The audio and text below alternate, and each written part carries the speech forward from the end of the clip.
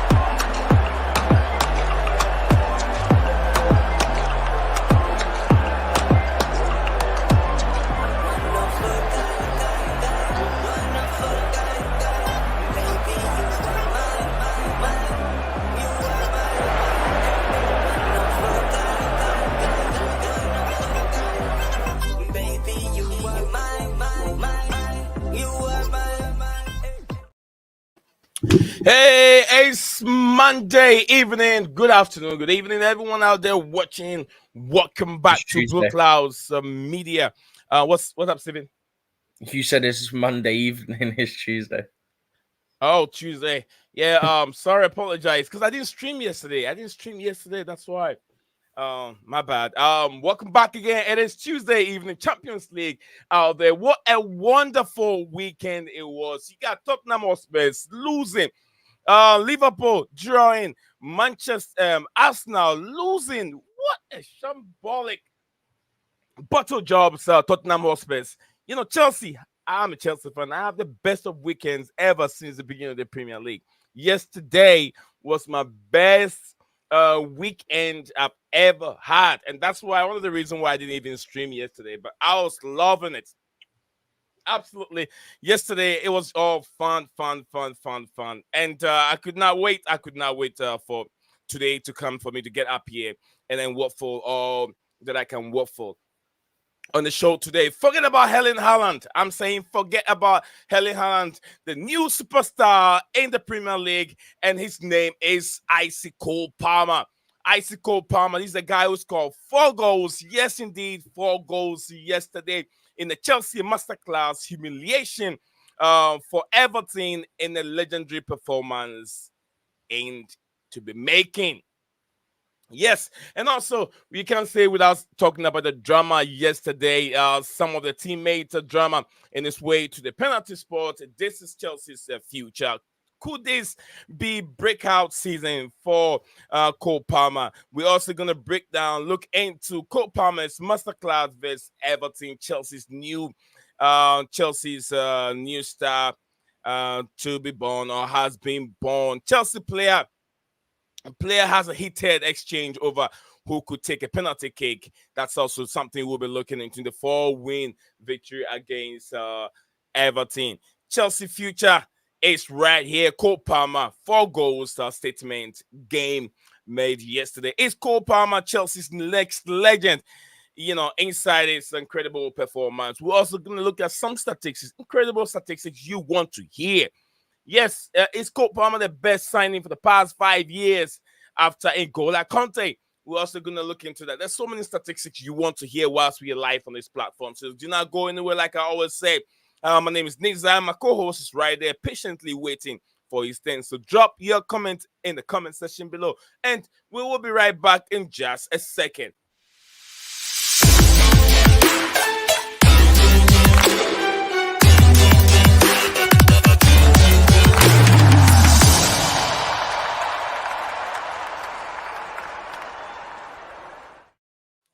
Welcome back again, folks. We are here reviewing yesterday's game. A brilliant game, brilliant performance, excellent performance. Everything was really spot on. Mauricio Pochettino's starting lineup was spot on. Cole Palmer could never miss a spot kick. He was just on top of his game. And also, we're going to look into the drama, like I said, Jackson and Madueke. What is going on? Is Mauricio Pochettino in charge of the dressing room? I want to know what my co-host is going to say about that. But I have my view, so we're going to get into it, dissect it, get all the nitty gritty on what is going on with the club. Stephen G, you watched the beautiful game yesterday. You did not watch it, but you were there live. We also from there, because of Stephen at the studio, I mean at the game, we're able to get some content from the studio also. But let me welcome him back to the stream. Stephen, welcome back, and how things going? Yeah, everything's going all right. We actually won a game for once, so it's always helpful. It's always very helpful and always look good when Chelsea win of that magnitude. But the only thing that destroyed that beautiful, excellent performance was the negative aspect of it. Nuni Madueke, Cole Palmer, and then also Nicholas Jackson. Gallagher step up to take the penalty away, to take the ball away from to these two, stooges, and then give it to who is really responsible for it. But before we get into the game itself, Steven, take us through some parts of the game before we get into that negative aspect of it. Yeah, the best place to start, may as well start with a goal for 1-0. Yeah. The move that we managed to pull off is something that it'd be nice if we saw a bit more of that, and if we'd seen that a bit more this season. That is how you play out from the back and start an attack. That move was incredible. You've got a nutmeg, you've got flicks, you've got the finish, you've got everything. I thought Caicedo was going to get wiped out, by the way. You know, when he played the ball back out to Gusto, I thought he was going to get wiped out, and I thought the ref would have given a free kick. Thank goodness neither of those two things happened, because otherwise we wouldn't have seen a potential goal of the season contender. By the way, also want to say about Jackson, his link-up play was good. I also want to point out how well he took his goal as well, with the control with the left and then the turn to strike it with his right. Very good finish, took that well. But yeah, I thought overall pretty much everyone had a good game. The only downside was obviously the issue with the penalty, but that's been cleared up now. It's cleared up who the penalty takers will be going forward, so it should stop all these arguments and fights, which we've seen off the top of my head. That's the 5th one we've seen now, because I think Madueke's tried it twice, Sterling's tried it twice, and Madueke and Jackson both tried it last night. So 5 times. But it rarely happens in pressure situations. Interesting that. They rarely fight when it's a pressure situation. You know, Steven, you've said a whole lot regarding yesterday's brilliant performance. Big up to Maya, big up to 1207 in the building. Maya says a big up Nee and Steven. Great result last night. Absolutely. It was a wonderful result. Big up to you, Nee. 1207. Nice to see you. Nice to see you guys are coming back again and enjoying the content. Big up to all right, big up to everyone. Big up to Maya 1207 said, I'm very disappointed with Madueke and Nico Williams. Very, very disappointed myself. Very Nico Williams was Nicholas Jackson was very, very annoying. Big up to the lady of the channel. Big up. She said, Nate Zion and Steven. I'm pleasantly pleased with yesterday's game. Chelsea need to pull off more games like this. What a game! What a game! From I want to love you. Wonderful comment from I want to love you forever. Thank you very much for all those comments coming in. 1207 and Maya. Thank you guys very much for all the comments that was coming in. But look, Steven said a little bit about those negative aspects of the penalty spot. I remember the last time this thing happened in the press conference after the game.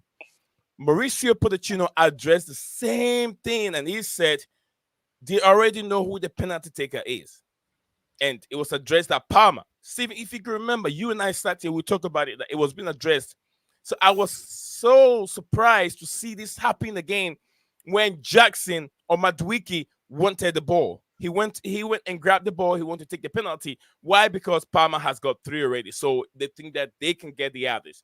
It doesn't work like that. If someone has been assigned to do a specific work on the pitch, that is his job. Until he's not on the pitch, then I know there's a person, somebody else who's assistant, who has been assigned to take those penalties. There's no way. There's who does Madueke think he is? Who does Nee, it Jackson hadn't been think he is? addressed. Jackson rushed in to take the ball away from Madueke to take. And Palmer was like, "Heck no!" That's when Gallagher jumped in and took the ball away from Madueke and said Palmer has to take it. And Palmer rushed in and pulled Jackson away. Jackson was so upset, and I don't know why he was so upset, Stephen. If indeed that Mauricio Pochettino has really assigned a designated penalty No, taker he did after the game. He hadn't before the game. He did after the game. after yesterday's game, Yeah, he said that's that very he's now done unprofessional it for after. Mauricio Pochettino. Do you not remember? Very I think- unprofessional. I'm pretty sure he said he done it after the game. It wasn't done before the game. That's the issue. That's why there's been the fights and stuff. Like, at the end of the day, yeah, if I'm a manager, yeah, I go in to a new team, yeah. Yeah. And okay, Palmer weren't here at the start of the season and he hadn't played much at the top level, so you didn't know his penalty record, right? But once he's been taking them, he hasn't missed one yet. Yeah. So once, for me, knowing that he's a young player and he'd only having his first like full Premier League season this season, he's taken the responsibility, yeah, and he's not missed one yet. As soon as he hits probably 4 or 5 scored without missing, I would sit the team down in one of the meetings before a game and I'd say, as of this point, he is the number 1 penalty taker.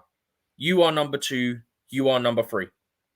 Because I want to have 3 options, right? Because then you've got your number 1, you got your number 2 if number 1 isn't on the pitch.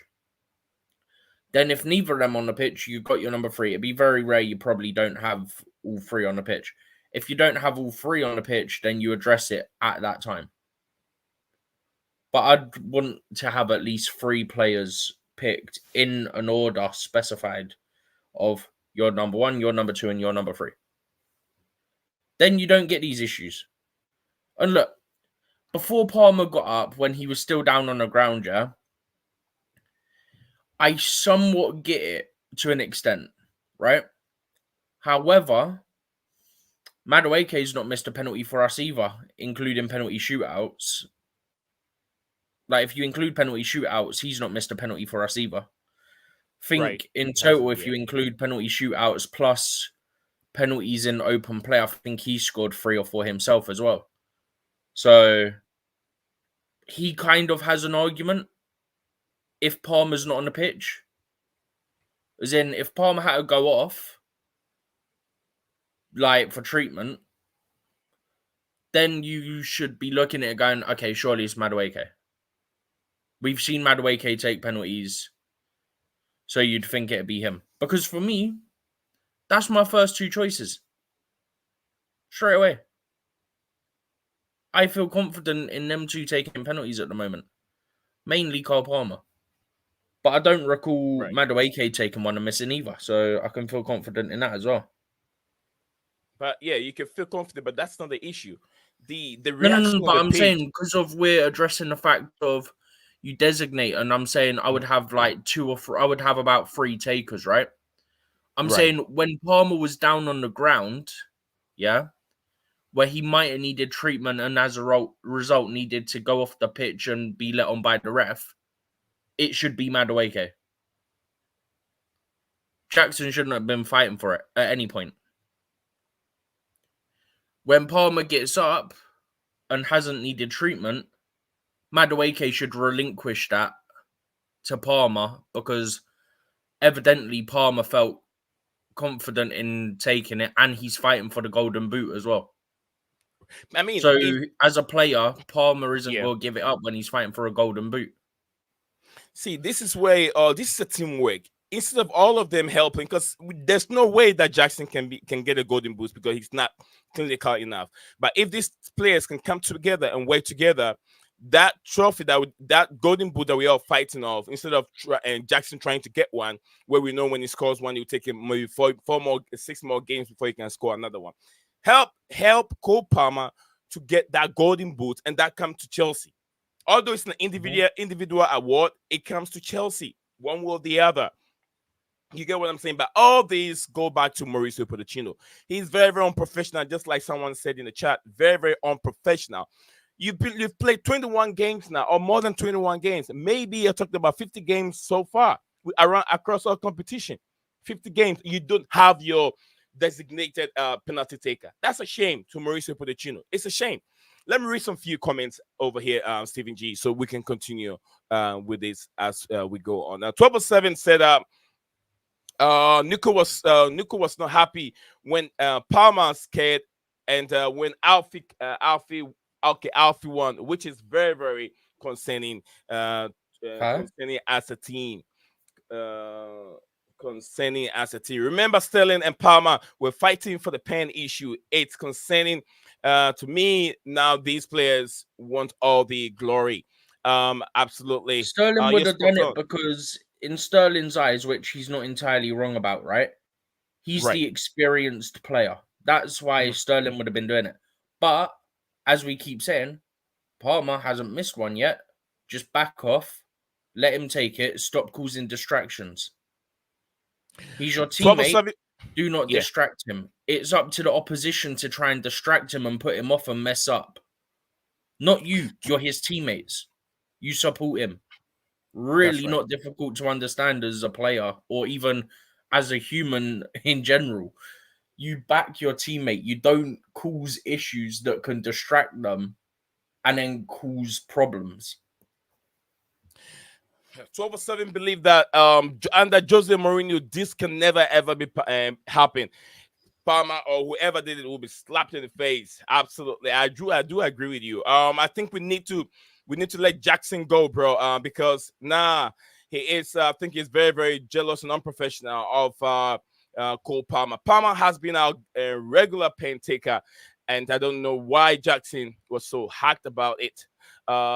Says hacked about it. Caicedo even had to talk to him after the game. That's what Maya is sending to us over here. Okay, 1207 says, see, man, now I'm 100% sure that these players are in immense pressure to score goals, which we all know Madueke wants to score goals, and Jackson also wants to score goals. So Gulam Mustafa, big up to you. It's a big up to Steven and Nee in the chat and everyone there in the group there. Big up to you, Mustafa, yourself. But Poch need to tell his players that by scoring the penalty, you will need you will not make the team. You have to work for it. You have to work. You have to work for it. Work for it. By the way, Cole Palmer won the penalty. He won the penalty. I don't know why. Did they give it for the first one or the second one? I don't know, because there was two. So the way I looked at it in the stadium is I don't know which one they gave it for, obviously, because there was I think the one that they really gave it for wasn't the pen. The one that was being given for wasn't the pen. But the first one, either on the commentary, I listened to the commentary on the highlights. I watched highlights, yeah. And I think they were saying that they've been told that they'd given it for the first one. But the second one looks like it gets smashed in the face. So I don't know how you can also say they gave it for first one, but they wouldn't have given it for a second. I think both were penalties. I think he gave I think the first one that happened, he gave the advantage. And the second one happened again. And then he blew the whistle for it. But which, to me, the second one wasn't really clear penalty. But the first foul, it looks like he gets a smash in the face, though. It looks like he gets blocked off and smashed in the face. On the second. Big up to Jesse. Jesse said Madueke is the second best penalty taker. So I get where he is coming from Jesse. I get what you're saying, Jesse, but technically he's not, because we didn't even have an official first penalty taker until last night after the game. So technically, do we even have a second at this point? Probably let them argue over who's the second penalty taker. Stephen, Maya is in the building with us. Maya, I'll come back to you in a second. I'll be back in 2 seconds and we'll get a drink. Yeah. 1207 said that once you get yourself out from Chelsea, then you will be loaned out to different clubs. So that's the fear players have. The fear players having. They don't want to leave Chelsea at this moment. Probably that's why the pressure is also mounting on them. Gulam Mustafa said that Thierry Henry used to fight for pains as well. Something that is not new among players. That everyone is generous as Messi. I know. I mean, this is it really happened to Big Club, but Mauricio Pochettino shouldn't have done that. It's way too long for him to be able to point out his number one penalty taker. Palmer has been taking it from the beginning of the season. So why won't he continue? Why won't you let the players know that Palmer is my penalty taker and no one else can be on that spot besides Palmer? So Jesse, thank you very much for your comment. 1207 and Gulam and I want to love you forever. And Maya, my first, since the first one, bro. Okay, the first one. Okay. Is Nico jealous of a Palmer's Golden Boot contest? Who knows? Maybe. I mean, I think he's hungry. He wants to get goals, and but the way and the manner at which he reacted on the pitch was very, very unprofessional, in my opinion. And everyone is saying it. Everyone is not just me. Everyone is saying the same thing. 1207 said I watch a full match. They said I watch I think 12 or 7 we all watched the match at the same time on the Discord platform because I wasn't home, so I have to log on to Discord platform on Steven's platform and then watch it from there. I watched full match. They said that for the first one because in the second one, Madueke drew towards the defender, so that was it. So yeah, let me welcome Maya to the channel. Let me know what he has to say. Maya, welcome back again. And how was your weekend? It was all good. Big up, guys. Big up, Nee. Big up, Steven. Big up in the chat. Now, my weekend was all good. I'm just happy with the result last night. That's all. But yeah, how was your guys' weekend, though? It was, and if my weekend was wonderful, you know what? Why it was wonderful? Remember, Arsenal lost 2 goals to Aston Villa. Then Liverpool drew 2-2. No, they lost. Wait, they Did lost Liverpool one lose? nil. They lost 1-0 to Liverpool Crystal lost Palace. 1-0. The Liverpool lost Tottenham 1-0. Hotspurs got battered. So I it was, guess as Chelsea fans, we had a great weekend, yeah? yeah. Yeah, absolutely. Julius, I've dropped the link in there. No, sorry, Jesse, I've dropped the link in there. Jesse, if you're free, you want to join us on the platform. Yes, remember this channel is for the fans, so you can click on it and come on and have a chat with us. So yeah, Maya, keep going. Let me know what your thoughts are, what you make of that game. Brilliant performance, but that penalty, fighting over that penalty, all took the glory away from there. It's all negative now. So take us through what your thoughts are on the yesterday's game. Performance-wise, they were 100%. There were individual performances as well from players, especially Cole Palmer. Cole Palmer started very well. Like the first 5 minutes into the game, he was sharp. So like, I think he's one of the players that like after like 2 minutes, 3 minutes, he's sharp. So like, I'm happy that he's not injured and he's still playing for us and all that stuff. Because I don't want Palmer to get injured. Cucurella, I was also impressed by him, because he actually cooked on a left flank. Um, Chalobah, I was also criticizing him. Chalobah had an excellent game yesterday. He defended very well. Also Thiago Silva. I think both of them, they're actually good. I've realized that Disasi also has mistakes sometimes when we play. Yeah. But with Chalobah, is actually well experienced enough to you know, counter from his mistakes. Yeah, I remember he used to make mistakes, but I feel like now he's more mature to be like that prolific center Prolific. back. Yeah. Yeah. So if it carries on, then I'm sure Chalobah will. I'm thinking he's gonna get a chance next season, but we'll just see how it goes. Caicedo, yeah, yeah, he just balled out of nowhere. It's because of Enzo. Enzo wasn't there, but I really don't know about the Enzo and Caicedo topic. If Enzo was the reason why Caicedo was balling yesterday, because Enzo wasn't there. So I don't know. I don't want to debate about that. No, I just wanted to come here and learn about Jackson. because Jackson, like his behavior this season, guys, like I don't want to draw from yesterday's behavior, but there's also other incidents happened this season. The incident with the Twitter model, um, also the incident with Enzo Fernandez when he was celebrating that goal, bro. Like this guy is, I think he needs discipline. Like he needs someone, right, that can like give him discipline or something. He Who needs is that? like I'm not sure though because Pochettino, well, is not doing a perfect job with it. Right now, we can see he's unprofessional at disciplining his players. Because if I was Pochettino, bro, I was gonna like bench or like maybe drop Jackson for some few games because this is unprofessionalism, bro. Like this has been happening ever since, even the start of the season. It's been happening, and people are just letting it slide, and I'm not gonna let it slide. So Jackson, there's a problem there. They need to fix it. You know, we can come and jump on spaces and lives and all and say that everything is okay, like oh it was sorted out because we as like fans we don't see behind the scenes, right? We don't see what these players actually be thinking during practice. We don't see that. So I'm still concerned, like okay, if it's like if they sorted it out, okay, what's gonna happen next, you know? But I'm sure they'll come up with something.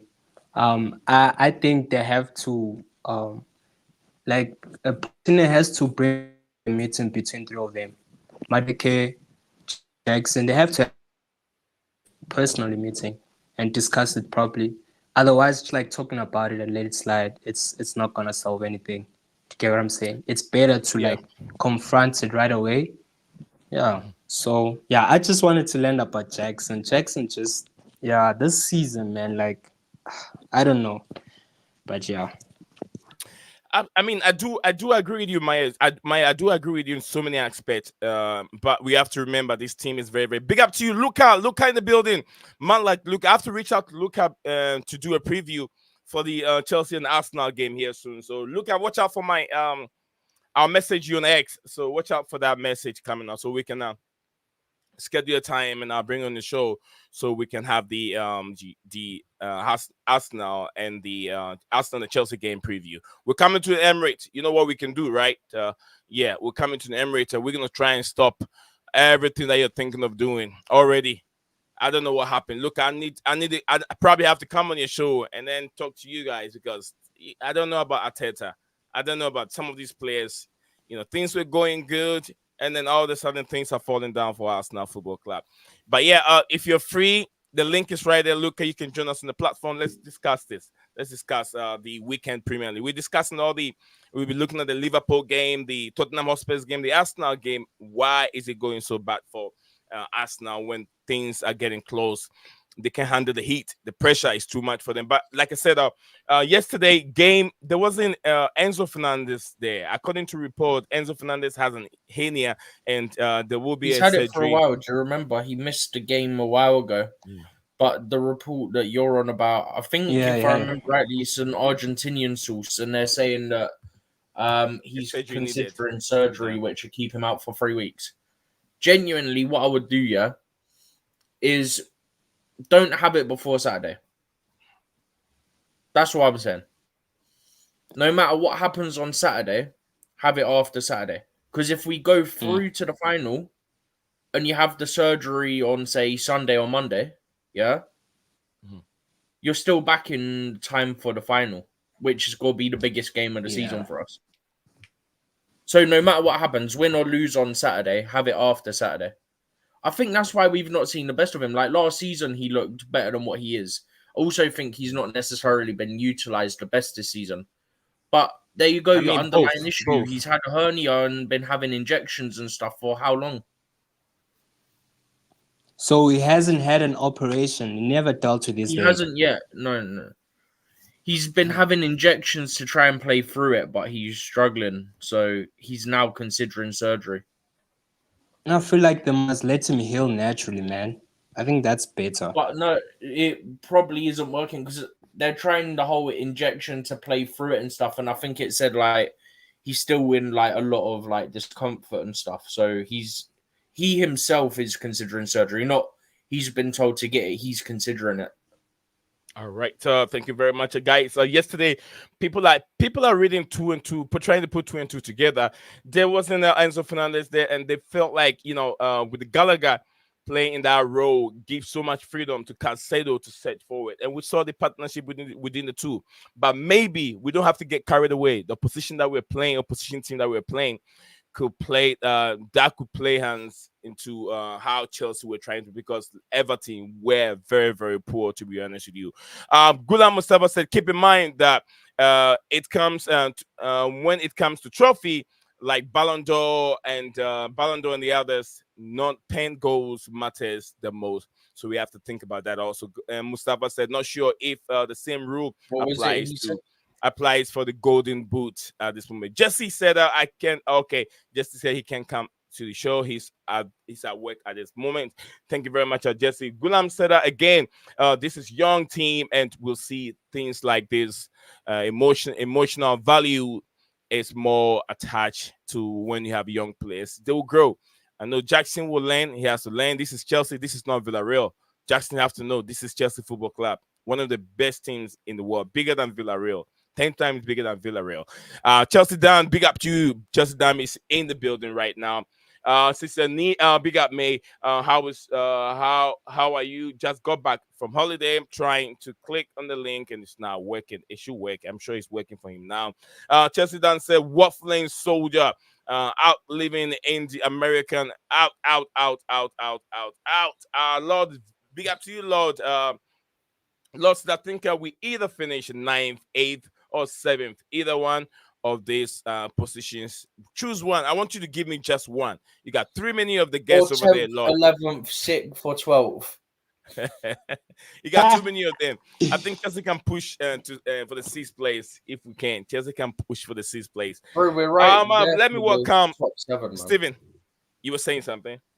Yeah, we're right there for the top 7. Like, for once, we actually took advantage of the teams around us dropping points. I couldn't believe it. I actually thought it's got to be typical Chelsea. We're going to drop points when the teams around us have dropped points as well. But we actually capitalized on it. And also, that 6-0 is massive for our goal difference as well.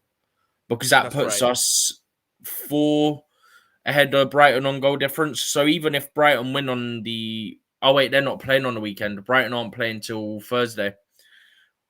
So we actually play before Brighton play next. But we'll still have a game in hand on them. So... Whilst I have Dan and have Scala here, let me read some few statistics, some mind-blowing statistics. What a season has it been for a man like Cole Palmer? Cole Palmer hat-trick in less than 30 minutes. Unbelievable. I think it has to do with one of the fastest hat-tricks scored in the Premier League in less than 30 minutes. And then another one is Cole Palmer has become the first ever Chelsea player to score in 7 successive Premier League appearances at Stamford Bridge. What a beautiful scene and statistics that we've seen here. Cole Palmer 20th Premier League goal bring him level with Erling Haaland in the race for the Golden Boot. Amazing. And also more statistics here. Cole Palmer is the first Chelsea player to score 4 goals in a Premier League game since Super Frank Lampard in 2010. Cole Palmer was nailed on for I think an MVP, and Cole Palmer with the quickest perfect hat-trick in Premier League history. 29 minutes. What a player. And also where the Cole Palmer is joint top scorer for Premier League with Erling Haaland with 4 goals tonight, 20 Premier League goals, 24 total goals in all competition, 11 goals in last 6 games. That was reported by Fabrizio Romano. There's more statistics there. There's more stats that we can read. Lord Definition said 8. Okay, Cole Palmer. Let me welcome my brother Scala. Then Scala will go to Dan. No, Dan came in first. Oh no, Scala. I'm not so sure. Okay, I'll go to Scala. Scala, welcome back to the show. And what really got you to click on the link today, brother? I mean, obviously, this guy Cole Palmer I mean, I've been saying since the beginning of the season, I didn't have to watch this guy week in and week out. Only couple of games are enough to watch a play like this. I mean, you mentioned a lot of stats, but I think that's the last thing I would ever look at when it comes to Cole Palmer. I think we should just throw away the stats because those can be misleading. If you remember back in 2019 when Bruno came to our club, he had like 25 GA, and everyone thought that he was going to be the best midfielder. He was getting put into the conversations of, De Bruyne and Modric and all those people, and he cannot even lace the boots of either players. So even though this guy has scored 20 goals and 9 of them are penalties, and the thing is that he's very different to all the other GA merchants because when he's not scoring or if he's not assisting, he's still contributing to the cause. That's Because right. he has that football IQ at the very young age. You cannot teach that. That is not coachable. Certain things in football are what you have. That's your raw skill and ability.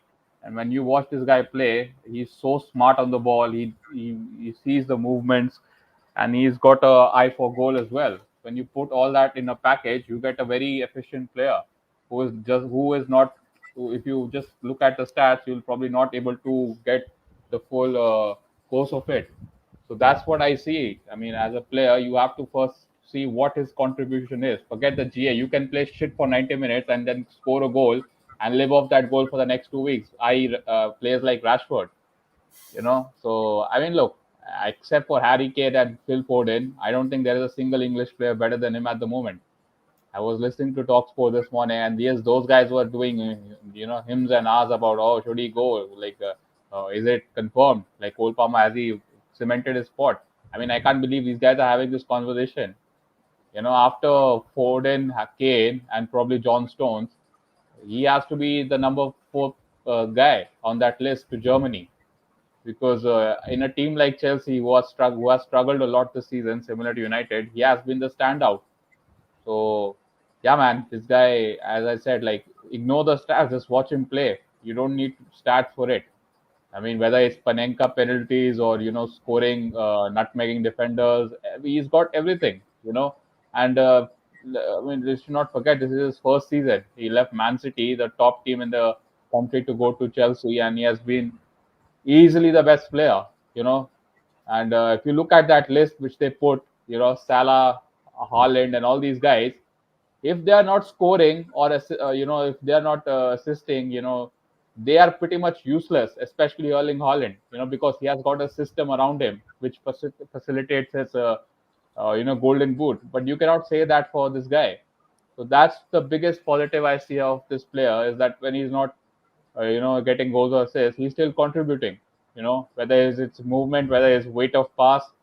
So all these things make him like bargain of the season, 40 million. I mean, we paid more for Fred for that to 3 years ago. So yeah, man, that's finally one signing which has worked out. I don't think he has been injured this season as well. So that's lucky for you, especially considering your injury crisis. He's one of So about 4 players that ain't been injured. yeah, and let's just talk about that penalty thing. I mean, that was embarrassing. If I am Todd Bowley or whoever your management, I'll pull in Nicholas Jackson and Madueke and fine him 1 week of wages because that is not acceptable. I saw Poch's press conference, and he was visibly upset. He said that the reason why we are inconsistent is because of standards like this. I mean, that was so embarrassing to watch, man. Even as a opposition fan, I mean, the way these guys were behaving, and then when this guy came, Cole Palmer, he just snatched away the ball. He doesn't care. He just has that. He just reminds me a lot of Mason Greenwood when he broke through. Like he don't care, like who you are. He just has this innate confidence in his ability, and yeah, man. I mean, that's probably why came onto the stream just to It was be like. Jackson. It was Jackson It was Jackson and Yeah, whoever it Madueke. was, I think it was Madueke as well. He took the ball first. It was really Madueke. It was really Madueke, not even Jackson. Jackson came in later on. He's trying to get a ball. No, it was both no. Madueke and Bollocks. Jackson initially. Then Jackson got pushed away pretty much. Cole Palmer Then pushed when Jackson Palmer and Jackson came, went after. Gallagher All right. got involved. And then after This that, Jackson ran in when Palmer got the ball back. Got the ball. It was ridiculous. Bro, you know the whole I know. stadium was booing as well, by the way. Yeah, they were booing, boo, boo. I heard that. I was Yeah. like, what is going on? But you should expect these kind of things to happen from young players. Thank you very much, Maya. Thank you very much, Ascala. Also, I'll give a chance to what do you call it? Chelsea Dan also to waffle a bit. Yeah, waffle without syrup. I know that. But here soon, let's take a look at this real quick. Let's take a look at this. This is some of the scenes from. We were so upset with Jackson. This is the reaction why Mhm. people were so upset with Nicholas Jackson. And you see from here, Madueke has the ball. He wants to take it. And Palmer said, no, man, I can do it. So Palmer wants the ball. And I think Gallagher took the ball from Madueke, gave it to Palmer. Then we don't know where Jackson is coming from. Jackson intervened. He wants the ball. And Palmer said, get away from here. Palmer said, Palmer just pushed him. Get away.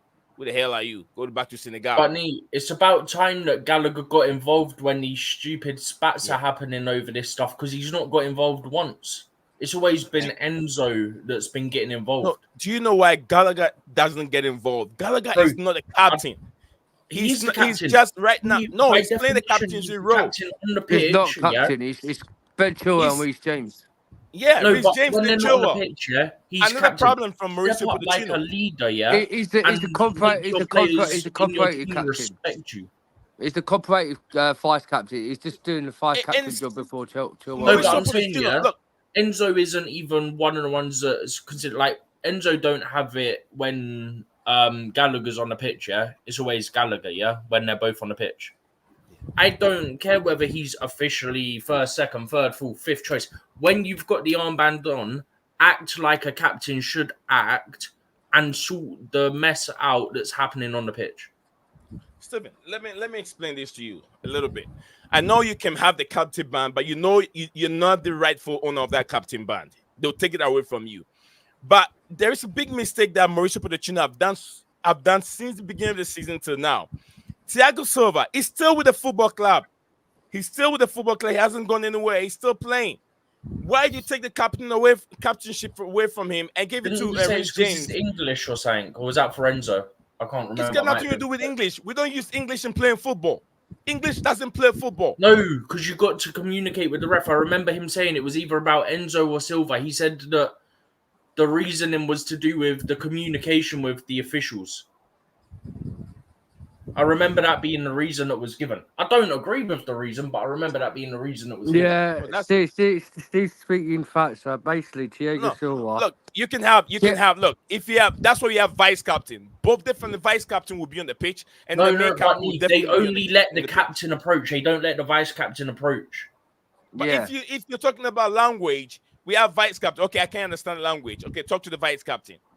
Yeah, but Thiago Silva, he came out. He didn't want to be captain because he hasn't really got the good protection of English to speak to the ref and officials. That's why he didn't want to be the captain. Sense. But Silva don't need an armband to be a leader anyway. So, but anyway, I mean, Thiago Silva still intervened. Although he's not the captain, he went in to talk to the guys. But Nicholas Jackson's behavior last night was very, very stinky. But big up to you, DJ Sav. I forgot to read this message. DJ Sav said, "Good evening, the panel, everyone in the chat. What a great night. I see Cole Palmer, the perfect hat trick. Jackson and Noni Madueke almost ruined the evening with childish behavior." On the penalty take. Big up to Magula Mustafa. Big up to you too. And thank you very much, Maya, as usual. It says big up TJ and proper Chelsea. Dan, let's go to Dan. Let's list a few words from Dan. Dan, besides this negative aspect of it, what positivity did you take from yesterday's game, Dan? The situation is right. It was a good game. It's Everton. Right, it's Everton Football Club. This ain't the surprise. Everton are crap. Like their relegation battle, right? And they've been shocking. Yeah, fair play. Cole Palmer, outstanding performance yesterday. Scored a hat trick. Then he scored that penalty. Just rewind that penalty thing again, Nee. Just like then slowly fast forward it. Rewind it back to where it start. right? To where when right. See, with Nuni Madueke, right? The man like Gusto had the ball, yeah. Should it actually been a penny? Because let's talk about Nuni Madueke getting fouled from elbowed from Tomorowski, right, Lee? Mm-hmm. Right, right now, right before the push, pause it there. Yeah, pause it there. We'll come to that in a minute. Right, Cole Palmer gets fouled, yeah, a really dirty tackle for one of the Everton inspectors in the box. So Nuni Madueke had the ball afterwards, got in the box, outskilled, and he got elbowed by Tomoeski. So man like Gusto had the ball, gave it to Nuni Madueke, and Nuni Madueke decides he wanted to take it. He held it, and Jackson came along.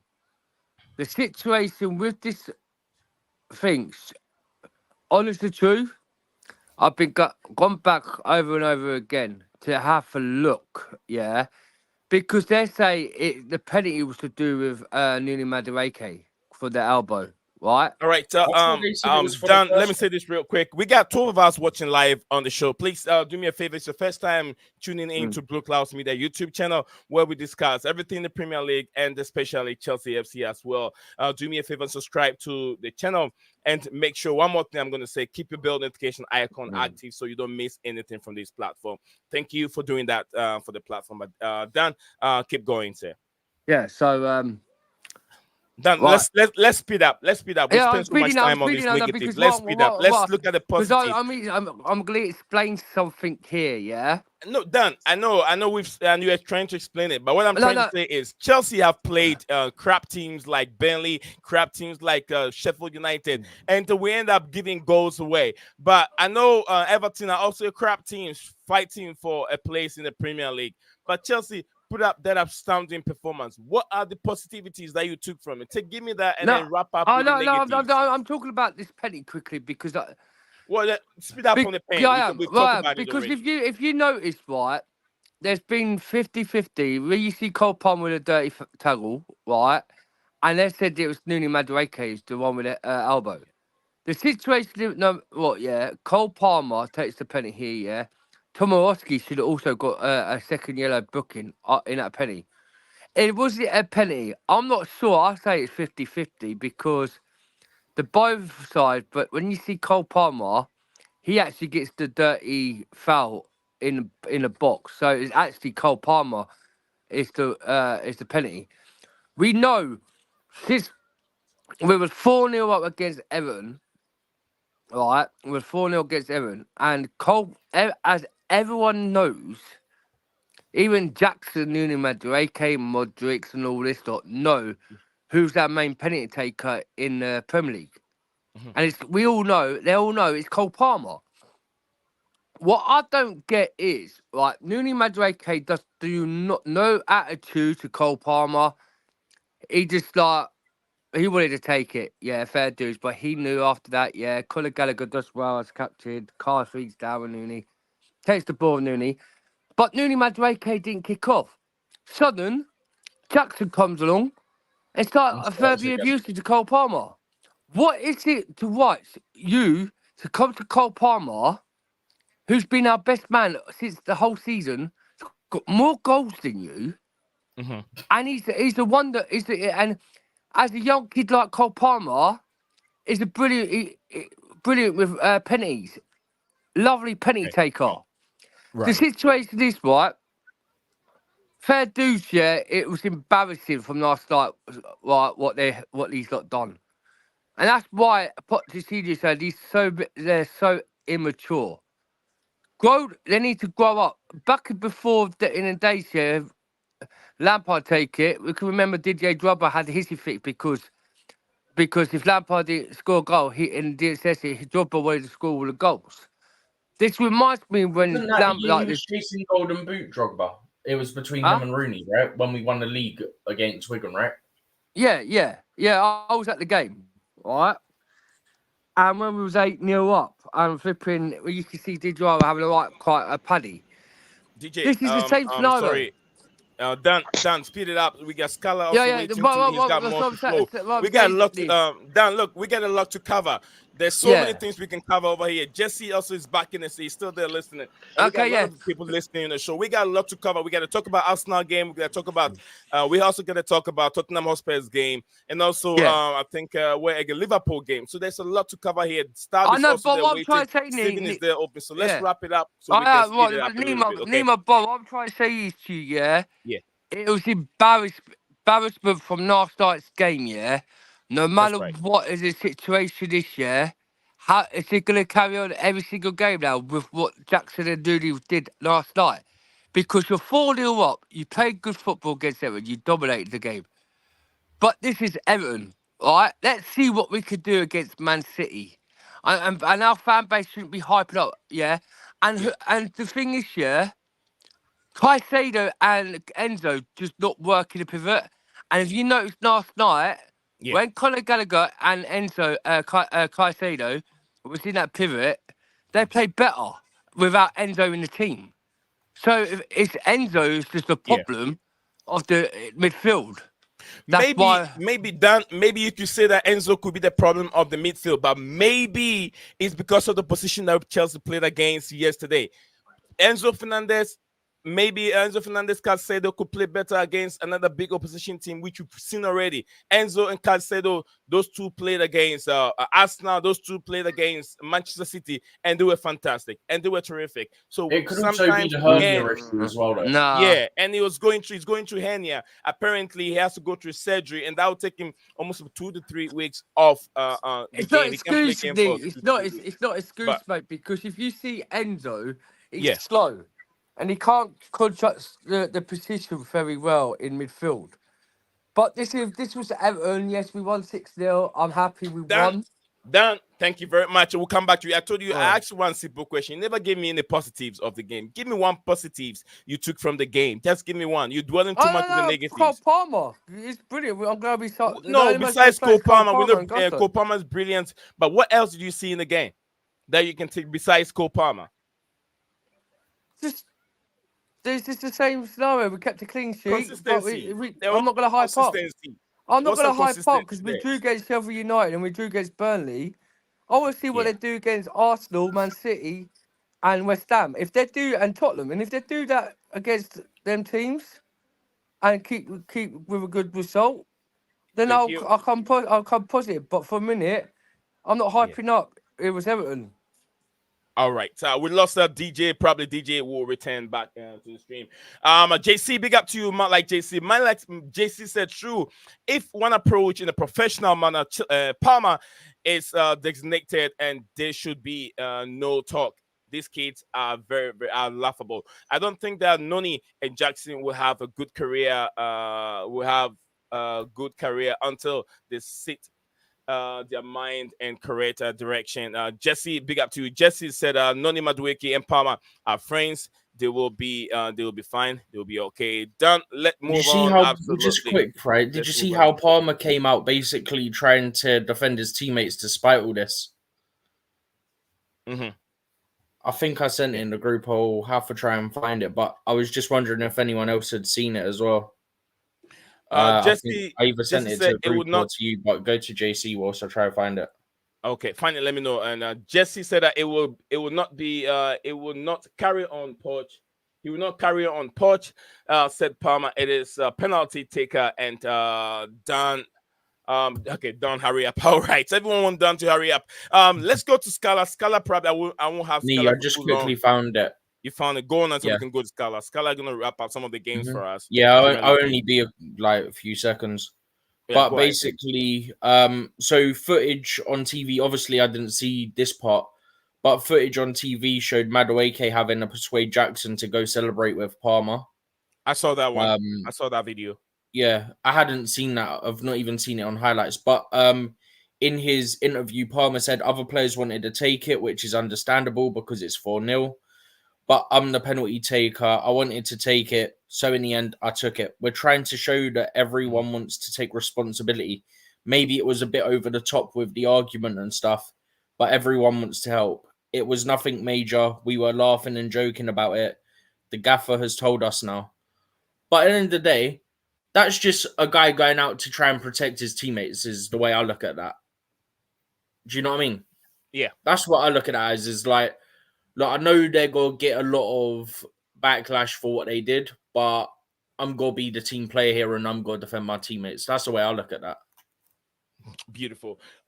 Beautiful. Thank you very much, guys. So let's keep dropping the like. Let's see if we can make at least 50 likes before the stream come to an end.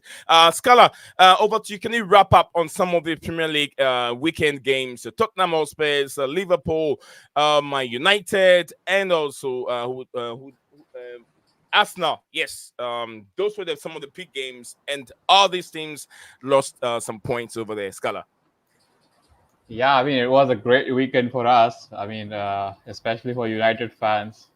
Despite our team embarrassing us against Bournemouth, seeing Arsenal and Liverpool lose, it was very nice because, as you know, I mean, I cannot stand Liverpool.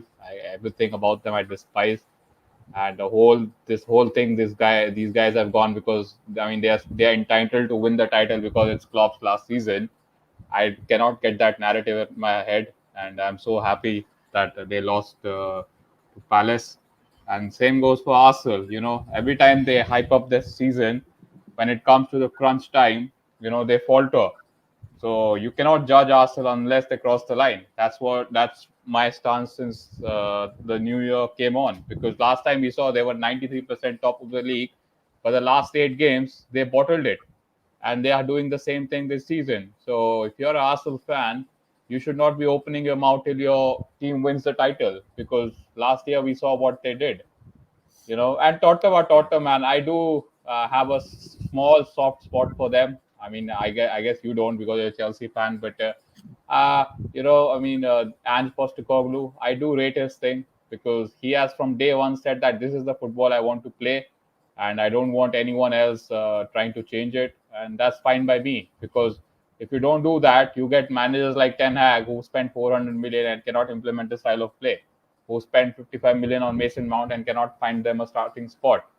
So I do like Ange Postecoglou, although they got beat 4-0.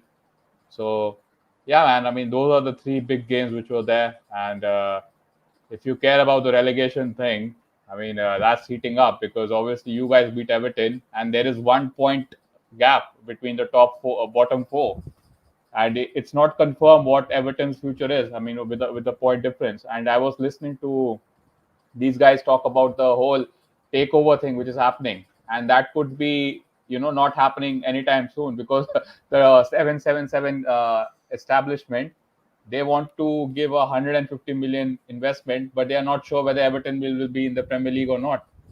So, and you guys are playing Nottingham Forest in 2 weeks, which is a very big game for Nottingham Forest, So, yeah, man, I mean, you can look at the top. That's very interesting, but just the relegation race, that's very interesting for me because I think Sheffield and Burnley, I think we play Everton. Arsenal play Everton on the last day. But Man United were lucky yesterday against Bournemouth, weren't they?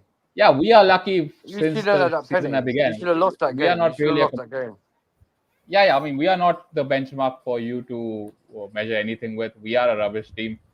I don't even put United in any context because, even the last one, we should have lost. Bournemouth didn't get a penalty, and Right. even against you guys, at 3-2, I couldn't believe that we are beating Chelsea 3-2 because we are not that good, So, yeah, man, these are the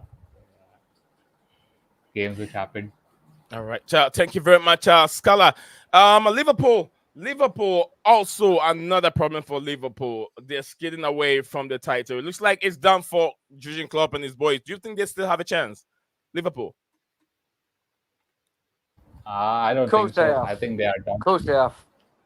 It's not over yet, man. They're only 2 points. Of course. Okay. Thank you very much. Stav is back again. Let me give you Stephen. Is there anything you want to add to it before I let Stav jump in? Not really. Okay. Let me take DJ Sap. DJ Sap will come back to the show. What's DJ wants to share with us today? DJ, welcome back to the show. Hey, big up, guys. What's going on? You guys all good? Yes, Big up we're yourself, doing bro. very well. I hope everyone is doing well. Guys, please don't forget the like. It will take the stream to go a long way. Please, don't forget to drop your like on the video. Dextron HHH, nice to have you back on the show. Liverpool still have a chance coming from Maya. Dextron said I hate their accent. The club, okay, the club, the victim mentality and their fans especially. I'm not so sure who exactly he I'm is talking presuming about. that's Liverpool with the whole victim thing. Oh, yeah, Liverpool accent.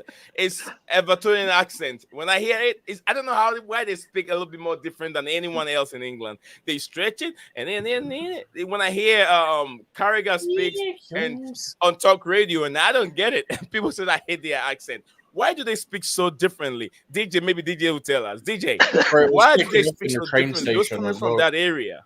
I guess it's the way they are, and it's an accent, isn't it? You can't. I guess it's the way. It's how it is. You know, they've got that. You know, both them and the Liverpool fans have got more or less, obviously. Oh, what? Damn! Come We've been on. kicking.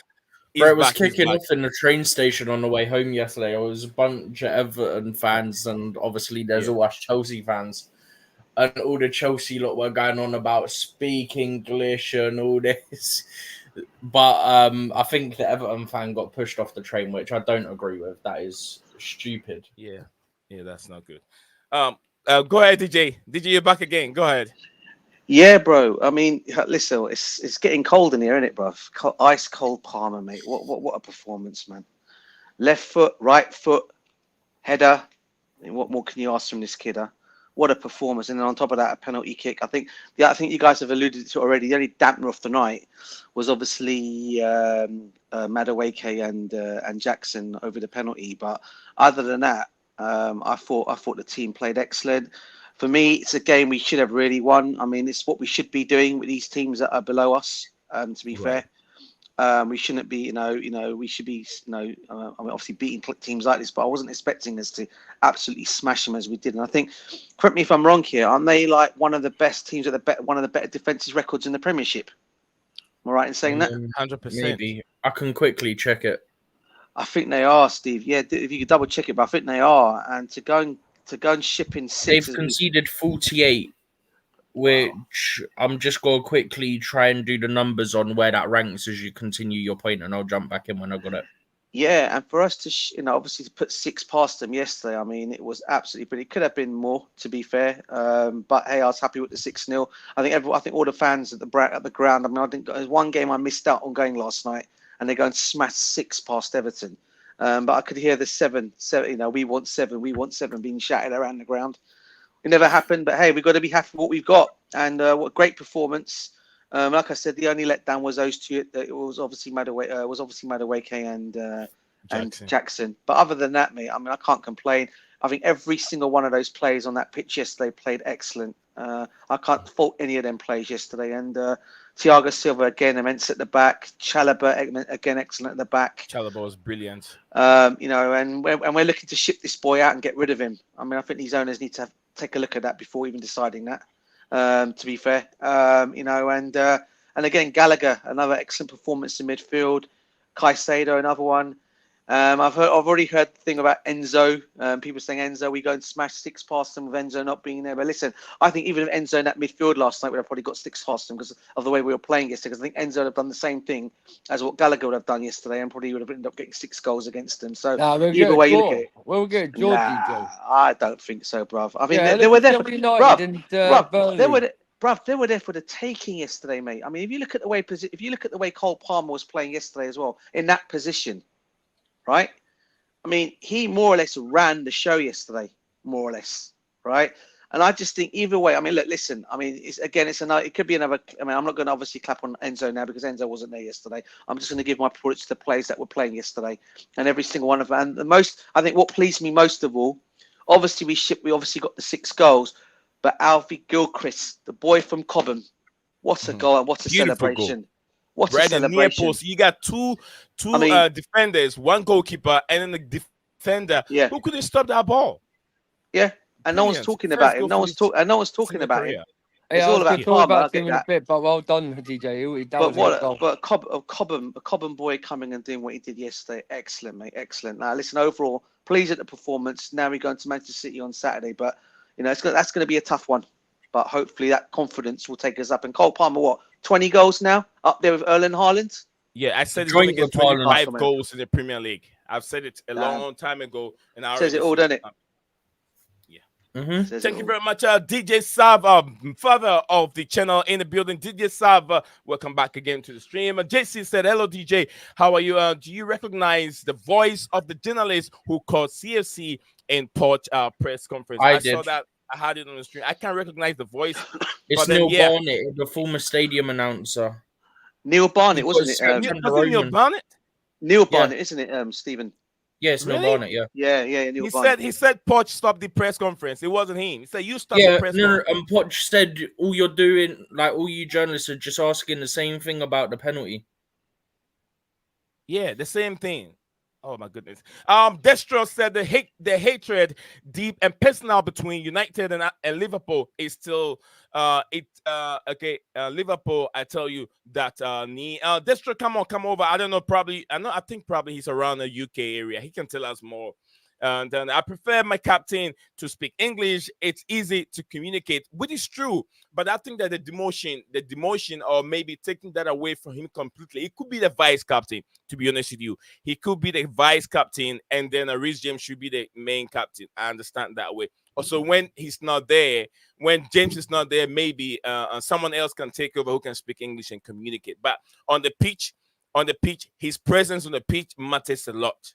Although, forget about the speed and whatever that we've talked about, he's still got a lot of experience, and the guys will listen to him much more like Conor Gallagher, who's very young and naive and doesn't even know how to control a bullet like Jackson with that kind of a head I have in there, that blue and white thing that he can't even score goals by.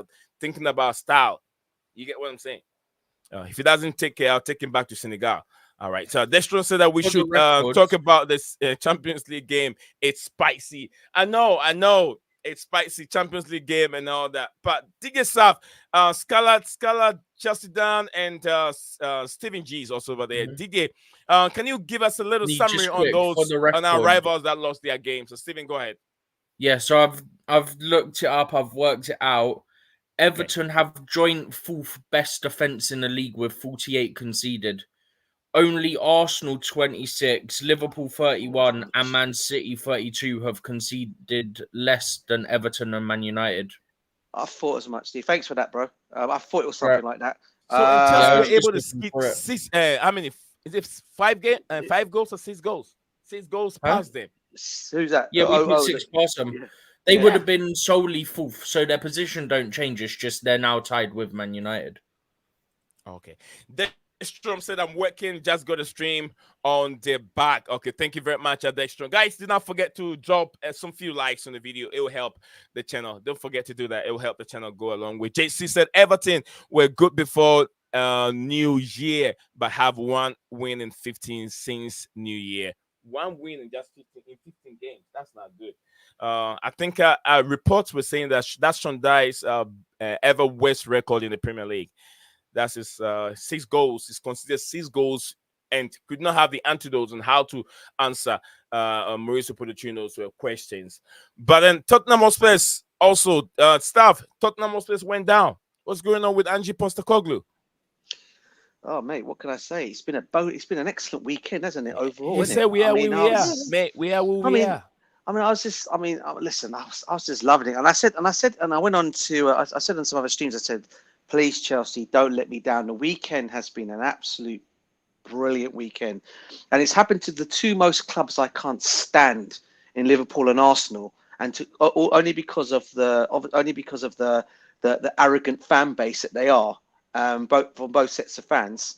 Right, I'm not talking, and by the way, this is not on what's his name, by the way. The other Liverpool fan that comes on here. This is not on him. Ryan. It's not on Ryan. But some of the other Liverpool fans I hear on streams, the ones that especially do their own streams, there's someone there that just annoy the crap out of me in terms of the stuff I come out with. Yeah, I mean, one guy came out yesterday in one of his streams and said Chelsea fans do not know football. On one of the stream yesterday I watched yesterday, and I'm thinking to myself, what the hell are you chatting about, bro? Yeah, I won't give his name, But he went on a stream yesterday and said we know the Chelsea fans do not know nothing about football, all right? Because if they want potch out, one of those kind of like things. And I said to myself, nah, bro, it's not like that at all. Because we all love our teams and we all want to see our teams do well. If certain things that we're not happy about, we're going to point it out. But when Liverpool lost their game, oh my God, the amount of Liverpool fans over the weekend, it was almost like you look at Twitter, it was like, oh my, it was like meltdown. Yeah, so it happens to all of us, bro. All our clubs, we all want to succeed with our football club. We want our football clubs to succeed. All right. But when you got fans that say, just picking on other fan bases saying that we are like, we're one of the most whatever, we don't know nothing about football. I think that's a bit harsh from them saying that to us just because we want what's best for our football club. And especially those, I'm not saying all of us know our football. And, a lot of us have followed Chelsea from such a long time as we all have. But for someone to come out and say, oh, we don't know our football, I think that's nonsense. But overall, I can't complain. A great weekend overall, both those teams losing. And by the way, like I said to Ryan, this is not on you, by the way, bro. It's other Liverpool fans. Just want to point that out. Thank you very much. Let me go to let me take a few from Chelsea. Dan. Then Scala will be next to go. Scala, patiently, please. Scala, Dan. Anything you want to add to the weekend game, the Liverpool game, Tottenham game, or Arsenal? Whatever you want to talk about, Dan. Yeah, the party at the holiday, me. I was drinking the Arsenal tears, waffling crap. Oh, they're the best league. They're the best team in the world. They just don't win fuck all. They're just. Do you know one wedge half? Do you know why Arsenal got one bit of red and one bit of white? Yeah. They're stropotonics. Stropotonics. You know what that means? Tottenham, No. Arsenal, Spurs don't win nothing. And then Liverpool fans, I heard what you said, DJ. They don't know more football than us.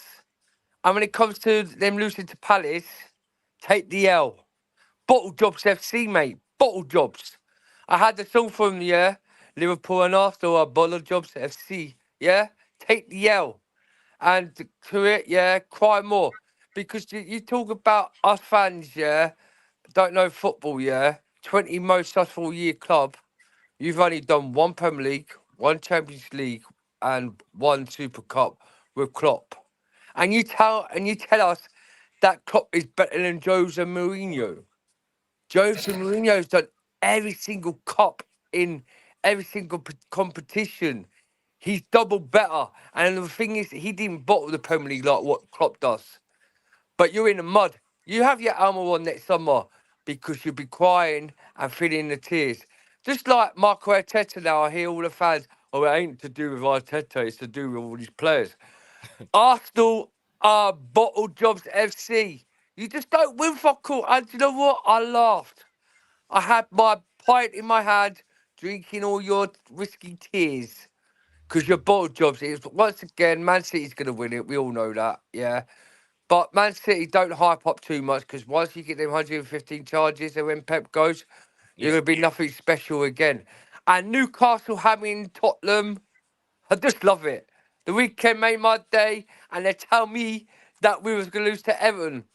Okay, what was the score? Liverpool fans and Arsenal fans? And who's top? Who's top? Who's top? Who's top with Erling Haaland's record?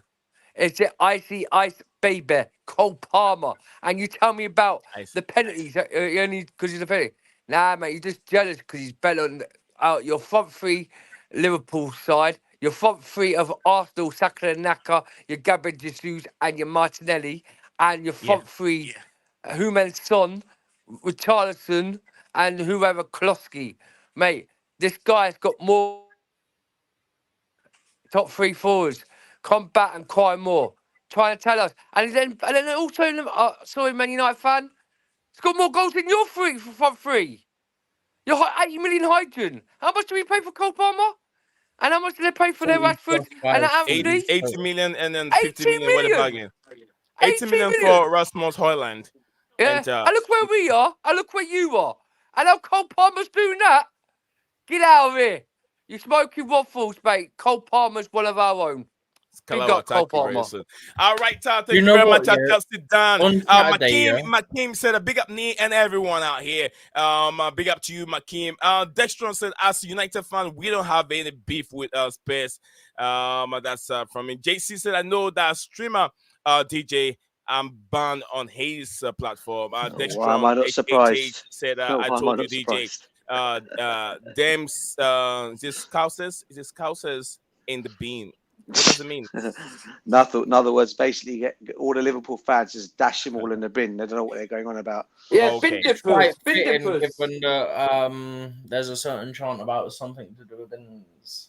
All right, so let's go to man like Scala. Then Steven has a lot for us. So Scala, drop some minerals on the Blue Clouds Mini show. Drop some minerals here. I mean, someone mentioned about the Champions League games. I mean, Oh, yeah, I Dan mean, is talking crap about your team. He said you guys are spending 80 million, and then he's trying to compare Rasmus Holland to Cole Palmer. Is it comparable? Can he do that? Can Jesse Dan do that? yeah. I mean, if you look What about Nicholas like Jackson's from the got more goals than him and all. Let him talk. Let him talk. Dan, you yeah, Dan, you yeah, yeah. Dan. I mean, look, At there's me. a Let me talk. yeah. I mean, that's a fair comparison. Obviously, you paid like 30, 35 for Jackson, and we paid over the odds for Hoyland. I mean, look, I still feel like there's a player in Hoyland. It is too early to judge. The problem is that we He's don't a have good any player. kind of system which Yeah. facilitates strikers. If you look at the last striker which did well for us was Zlatan Ibrahimovic, which was like 4 or 5 years ago, and that's when we had a very good midfield of Pogba, Matic. You can throw Bruno in, and then Ibrahimovic is there. Now we have two wingers, or not even wingers, two wide forwards who don't create anything in Garnacho and Rashford or Anthony, whoever you want to play. Anthony tries. I mean, even if you look at the Chelsea game, he had a wonderful assist. So he tries, but again, that's all on the manager. He bought Rasmus Højlund, who has never scored double digits goal in any of his past playing clubs, and we expect him to score, more than 15 goals at United, who don't create anything. So, yeah, I think if you look from price point, it is a fair comparison. Obviously, you've got a better end of the deal. I mean, two players at the same price of Hoyland who have outscored him. I mean, that's a win for you guys.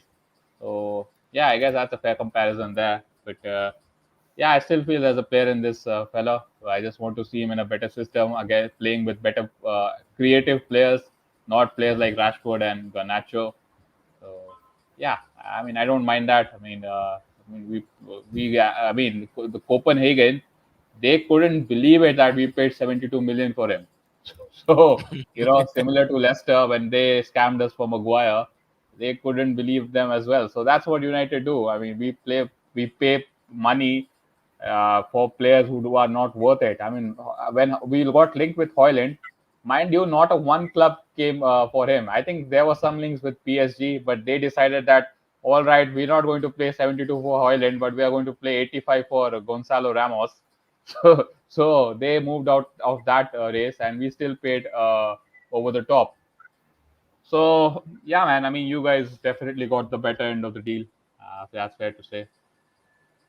All right. I know you wouldn't stay with that for too long, but yeah, Champions League games are coming up today. We have Barcelona and PSG. We have Borussia Dortmund and Atletico Madrid. Let me take your prediction. Barcelona, PSG. Who do you think will carry the day and move on to the next Yeah, I stage? think Barca is going through, man. I mean, this is last Yeah. game for Mbappe as in the PSG shirt in the Champions League, because we all know he's going to Madrid next season. So Okay. that dream of him winning a Champions League with PSG, I think that ends today. I don't think they are going to overturn that 3-2 deficit. It will be highly unlikely. But yeah, and that Atletico Dortmund game, I watched that game. That was very, very interesting because you know how Dortmund play against Atletico, very contrasting styles. And I'm just watching it because Sancho is playing. I want to see what he does. And he was cooking, man, last game. So yeah, I do want Dortmund to go through, but I feel like there's a twist in that because Simeone, if you know everything, you don't forget this guy is the highest paid manager in the Europe. So he Europe. earns more Yeah. than Pep and Ancelotti. So he's not just gonna, because the league is done and this is their last chance of silverware. So I expect Simeone, he will come with some kind of tactic. But yeah, two interesting game. But I think everyone, whether it's Chelsea fans, United fans, and all the other fans who don't like Arsenal, we should tune in for tomorrow's annihilation. I think Bayern are going to bash Arsenal tomorrow because Right. if you remember the first leg, they weren't allowed any fans. The no fans came to from Germany to. I hope Mate, so, man. I I hope hope Yeah. so so, bruv. because I hope so, Scala. I want to crush I it on the hope so. Arsenal fan. I want to And crush it. they haven't. They just saw Leverkusen lift the title, and this is the only chance of them winning a title, because at Bayern going trophyless is unacceptable, because they always would win the Bundesliga. So this is their last chance. And Tuchel, whatever you think of him, and this is probably where you guys know more about him than me, that in competition, this guy has some kind of you know tactical, or I don't know what, like he has that kind of ability to get the best out of a team, you know. So I mean, you guys wanted Christensen and Rudiger kicked out, and he won a Champions League with them. So yeah, man, I feel like tomorrow is the day. If you don't like Arsenal. All right, thank you very much, Scala. And if I don't hear back from you again, thank you very much. Enjoy the rest of your evening. Let's go to Stephen G. Stephen, any more you want to add to it before I get to your thoughts on the big game, as Barcelona, PSG, Dortmund, and Atletico Madrid. Big up to you, Andy. Andy, a Liverpool fan, joining us back home. Stephen, go for it. No, there's not really anything to say, to be honest. What's your thoughts on the PSG Barcelona game? Who do you think will carry the day to move on to the next stage? I'm not entirely sure, to be honest. Where's this one? PSG's, ahead. I think they won against Barcelona in the PSG's own backyard. Sorry, Barcelona won that game, so this game will be taking place in the Camp Nou. So Oh yeah, they're PSG, 3-2 up on aggregate. yeah, Barcelona were better. They were better playing at the what they call it? Oh no, what's Paris Saint Germain ground? What's it I called? think it's Parc is it de Parc France. de Parc de Grand, yeah, Parc de Yeah. France, yeah, Parc de France. I think Yeah. the national team ground is Ohad Gilodrome or whatever they call it. Ohad Gilodrome. No idea. Yeah. But Yeah, I anyway. think probably be a tight game. Barca will probably just about hold on to the aggregate lead and go through, to be honest. Borussia Dortmund, Atletico Madrid. Atletico. Atletico go through. So that's Steven's prediction over there. JC is here with us. I know Dig yourself and Dan has a lot to say. JC, welcome back to the show. And what's your thoughts on yesterday's game before we go back to Dan? Oh, it was an easy game against a team which is not playing very well. So a very good confidence booster before the FA Cup semi-final, I would say. I also like there's in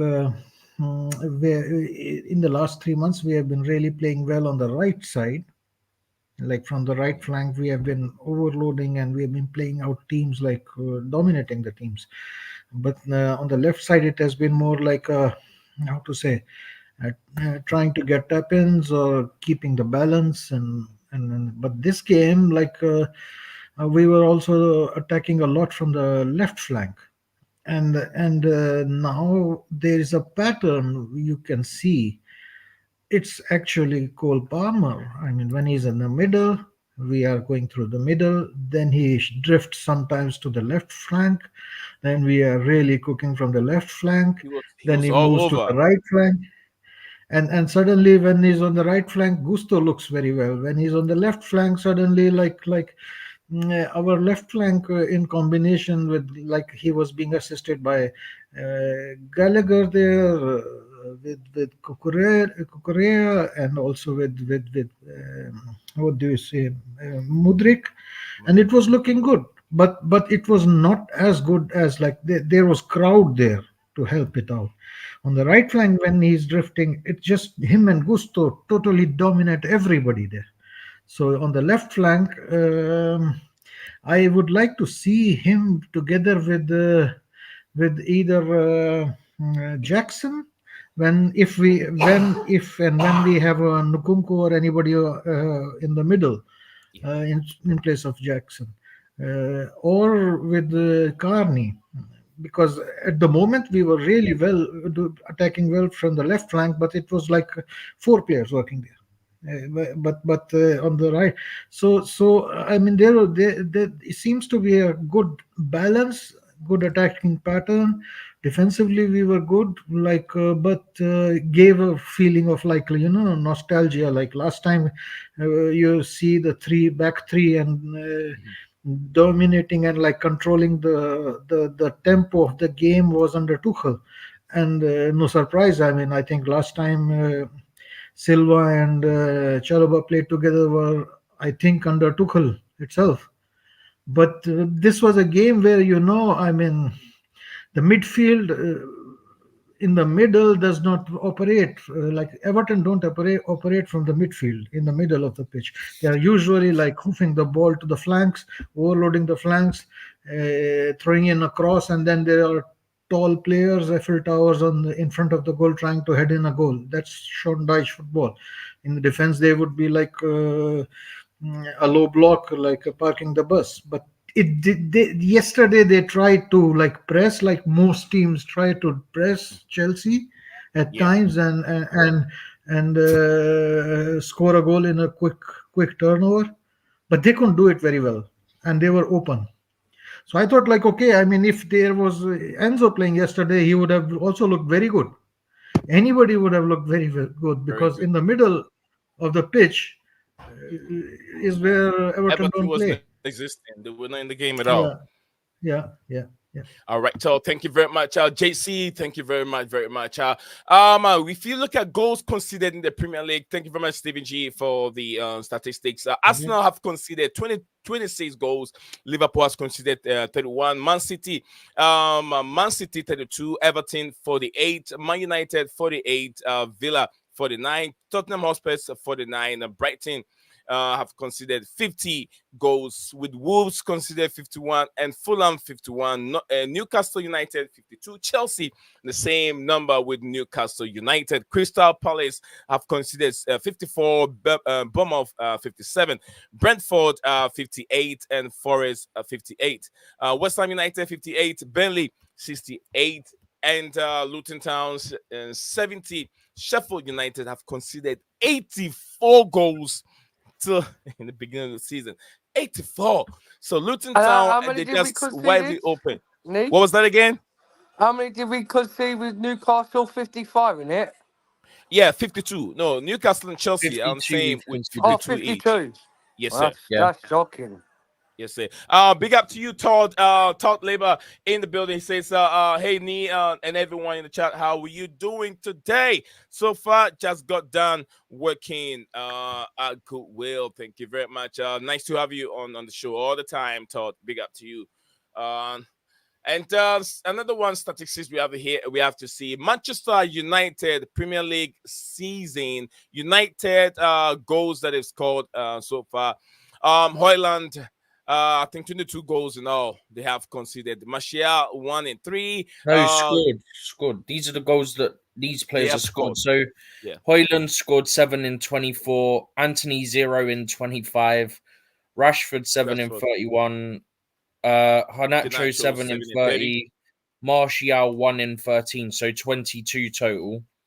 Palmer 20 in 27. So if he gets one more, if he gets two more rather, he matches the current total of all those United players. Jackson 10 in 28, Mudryk 4 in 25, Madueke 3 in 16, Sterling 6 in 27 for a total of 43.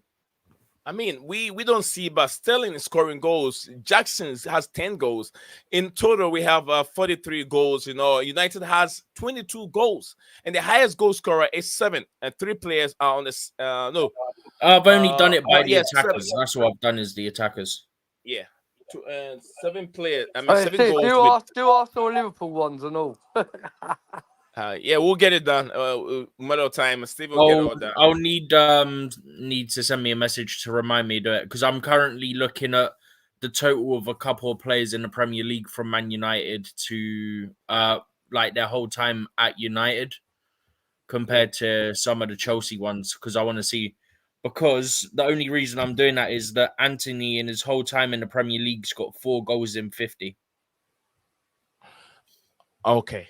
So, Stephen G, thank you very much. We'll get to the segment where I don't get to control anything. The only thing I can control is make way for others to speak. So, anyone that has anything you want to you want to share with us, you can jump on DJ. I know DJ's got enough, a lot to talk about. Chelsea down. I'll control Chelsea down. I'll let DJ and then JC control themselves, but I'll control Chelsea down alone. Steven, I don't have to control him, but I'm going to monitor Chelsea down so everyone can flow. All right. I mean, I don't have to do that because he's been disciplined the whole entire time since he's been here. Chelsea down, much love to you, I brother. know I know you discipline. waffle a lot. What you but- waffle through every single day of the week? What are you on about? Being disciplined? Hey, Dan and JC, you guys can come on if you have anything you want to speed say. up, Let's Dan. talk about anything. Hey, when Jesse speed up, Dan, how can I speed up when you lot are waffling and talking over me? I No, can't no, get no, a word Dan. in. I enjoy it. I enjoy having you. I will give you my time. Yeah, I will but give you my. JC, I speak facts about our club, yeah, and people hype up. Well, like we're back to the scene of being the best team because what? Because we beat Everton 6-0. We should hype up. The only No. Look reason where we're I'd in the hype it table. up Look is what. because it's the Look where we're in the perfect game to table. get ready for Saturday. Yeah, but then listen, And we we are have 3 scoring. games in hand. We have Steven, Brighton, you know you can't Arsenal, talk and over Dan. Tottenham. Dan will not let you talk. Hey, Dan is JC, just like, we have 3 games in hand, yeah? yeah, go Brighton, ahead. Tottenham, yeah, Yeah, and Arsenal are game in hands. Because we played 2 legs against Man City, so we got Brighton. So then 3 yeah, but games in hand, we have Man we have City, one West game, and Ham, now right? Right, one yeah, game and if only. we, and I want to see if they could keep on proving to win these games and get us to top 6. But if they don't, if we like, because this is what we did, we beat Man United 4-3. We goes to Sheffield United and everyone smoked Sheffield United. Every single club have smoked Sheffield United this season, and we couldn't beat them. We drew 2-2. And because we played Everton, who were really crap, Pickford, yeah, he was shocking. But Palmer, the goals, you can't take Cole Palmer's goals away from him. Right? Then you Uh, got him. Then, Yeah, then you but got we have been better against the better then teams. after yeah, but JC, then you have Jackson and flipping Nuno Madueke embarrassing the football team arguing over a penalty. What's that about? You should be happy. You're 6-0, you're 4-0 up. You all know that Cole Palmer takes penalties. So you should be happy. Jackson should be happy. He did a wonderful touch to score a wonderful goal. You should be happy you got a goal. But it's I'll tell you. embarrassing, and it brings the fan base and the players down for what you did as like immature over a penny. Then I'll tell you. I'll tell you a different dynamic which nobody is talking about. See, first of all, these players, they are on a performance-based salaries, and their bonuses are linked to victories. Their bonuses are also linked to the goals they scored. So obviously, everybody wants to score a goal to get a little bit of a bonus. Second thing, uh, yeah. there is a clear rumor that we are going for the club will be going for Osimhen or some attacker. So Jackson definitely wants to be in amongst the goals and finish the season strong because he will be fighting for his position, and he does not want to be a bench player. Either he goes somewhere, so he has to show up with figures, or he has to finish the season better. And last season he finished the season better and he got opportunity in Chelsea. So he's trying to repeat the same thing. That's why he wants to take the penalty. And then if you look at Noni has not been tried on the left flank, and Pochettino, for some reason, thinks like he can only play on the right wing. But he has a problem because most of the time he's competing with Palmer. So he is competing with Palmer on that right wing position, and he has to show figures and he has to score goals, and that's why he is arguing with Palmer. Let me have the penalty, and then he thinks, and I think Noni thinks, and every time he has come up to take the penalty, he thinks the penalty is earned by him, so he Right. deserves to take it. So he's also fighting for it. That's the reason. They are fighting for their lives, like not lives, but they want to play. So you can understand them. Like these are kids, but why? What's the motivation? And that's the Right. motivation. But, Yeah, but but JC, eventually, I mean, it also goes to Pochettino. Like Jackson, yeah, but JC Jackson's going to be our main striker for next summer. We ain't getting fit to Osimhen. He no, was we have, he I was I he don't was believe he was we have PSG. Nkunku. He said he was We going to also have PSG. Nkunku. Don't forget. And who plays Nukunku also plays similar style. He's either a 9 or a left-sided, like little bit drifting from the left, which is same as Jackson. All right, so you guys have talked about it. We've talked about it. I don't know how we can solve it. I'm sure Mauricio Pochettino will solve this problem. But Steven, let me ask. Good Let one. me ask you this, Steven G. What with the performance of Cole Palmer this season? Where do we put him in the English national team?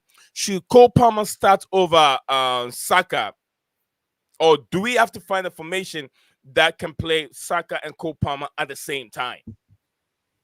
Neil, can I sorry to interrupt. I will hop on because I have to help my son with something. Oh, And okay. I'll just say one thing before leaving. Okay. Cole Palmer should go to the Euros in place of Rashford. Have a nice Facts. evening, everybody. Yeah, facts, Okay. 100%. Yeah, you Fair. too, bro. You too, Jay-Z. You too, JC. Thank you very much. I'll see you tomorrow. DJ, if you have any answer for it, Steven, if you have an answer for that question, or you have any mind, a suggestion on how, Gary Southgate and Steve Holland can use Cole Palmer in the national team, because this guy is on top of his life right now. He's playing terrific. He's playing very well. He has to be in the national team and not just be on the bench. He has to start for the Three Lions. He's got to start. Yeah, he has to. Who else? Okay, like Him over Saka. Realistically, Bellingham. you could Yeah. literally put in the same 11. You could have Foden, Palmer, Bellingham, Kane, with Rice and someone else in that midfield as well. It's not difficult. I've just laid out a midfield and attack for you in 2 seconds. There you go, easy. Who is going to strike for you? If you have Kane. I said Kane. You say in the midfield? No. So I said Kane up top, yeah? Okay. Then you have Foden, Palmer, Bellingham, Rice, and then you need one more midfielder. Okay. And then that's your midfield and attack sorted. Easy. DJ, I know you were I'll going to go say Phil. something. I was just gonna. I'll go Cole Palmer because he played at three. Let DJ. Oh, God, let DJ. DJ. No, come it's in not. for a No, no, bit. it's okay. No, I was just gonna please. basically. I was just gonna say quickly. Listen. You know how much. Obviously, I love Cole Palmer. He's one of our. But what I'll say is, all these players that we mentioned, England, our national team should be blessed and happy at the plays that we've got coming into this thing, because each of those plays that we mentioned, Saka, Bellingham, Palmer, Foden, they all play different positions and they all have different things about their games. They're all excellent players. You can't take that away from them guys, regardless of the clubs they play for. Right? Okay. So at the end of the day, how I look at it, right, is, for me, Palmer, I think Palmer should get into. He should be able to get a start. I probably would say at this moment in time, only because I'm current form at the moment, I would say Palmer for me over Saka at this moment in time. Yeah, that's but what I was going to say. it doesn't mean I undermine Saka and think Saka's a crap player, because I think he's actually an excellent player, Saka. I think he's one of Arsenal's better players, one of Arsenal's brilliant players, I should say, right? And obviously we're lucky to have him in that England team as well. All right. So for me, look, Palmer over Saka now. If you look at the form guide and look at the goal scoring charts, Cole Palmer is easily above him on that, high and above. And not only can he obviously play numerous positions, I know Saka can play. People say he can play as a left wing. He can play as a right wing back. He can play as a right winger. He can play across. With Cole Palmer, he can play anywhere across that middle. So he can play left, right. He can even play as a 10. He can even play as a false 9. Yeah. So all these players have got everything about them. They've got different attributes about them. They're all good class players. All right, this is why I can't make that comparison every time when it comes around, because it'd be as much as I love Palmer. Obviously, I choose Palmer over those guys any day of the week, because that is my Chelsea hat on my head saying, because he's a Chelsea player, all right? But you can't underestimate, or you can't also downstate those other players that are in that team as well. They are all good players. Bellingham, Saka, as I said, and also Phil Foden. They are all excellent players. They'll walk into any. Well, they're in top clubs. They'll walk into a Real Madrid team. I think they'll walk into a Barcelona team. Any of those players will walk into them teams at this moment in time. So for me, look, at the end of the day, they're all class players. But obviously, I'm going to say Palmer at this moment in time because of form and goals scored. I'd put him over Saka at this moment in time. Did you about Cole Palmer and Real Madrid? Chelsea, there's a message. Can you read it for me? No, it's all right. I can't read. You can't read it? No. Why? Damn, my brother, much love to you, but keep on chatting because he's a lot of waffling. That's what she said. Pause. It's done, my brother. Please just take a deep breath. All right. Think, hey, know, no, but I'm saying, um, what I'm saying, Iggy, yeah. Yeah. Have you heard about Real Madrid wants Cole Palmer for that summer? Oh yeah. bro, it's if they fucking want him, they're Good luck. gonna have to pay over Good 100 luck. mil Can't for him. afford it. Good luck. Way Can't over afford 120 it. mil. Yeah. 120 mil. Way over. No, I'd even say over 200 million if they want him at this moment in time. He ain't gonna get him, and they ain't gonna get. And let's be honest, mate. Regardless of their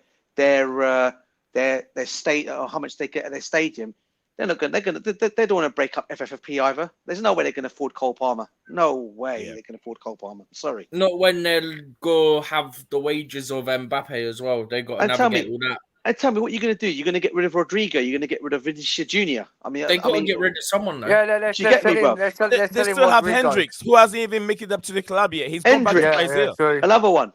Yeah, Another But the one. mad Hendricks, thing right is, there. yeah, yes, they have a big revenue, yeah, but there's the squad cost cap, which is about 70%, yeah. Yeah. Yeah. You've got to have Yeah. Mbappe wages, you've got to have Yep. Bellingham wages, you've got to Yep. have Vinny wages, For Rodrigo wages. Faldi, and all that. Like Yeah. you've got so many Camavinga. players that are ridiculously good. And that Stephen, don't forget how another you one. got manage it? Don't forget the other guy they're signing, Alfonso Davis. If he Yeah, ends up Alphonso going down Davies, there, If yeah. that's they another get one. him, he's More on another wages. like 300 grand. No, I Yeah. think we're getting Mendy. DJ. They're on about getting Mendy. Oh, Fernando my Mendy. Mendy. I wouldn't mind him. Yeah, Fernand Mendy. Oh yeah, I'll I'll take take him. him. I'll take him with a heartbeat. What a player.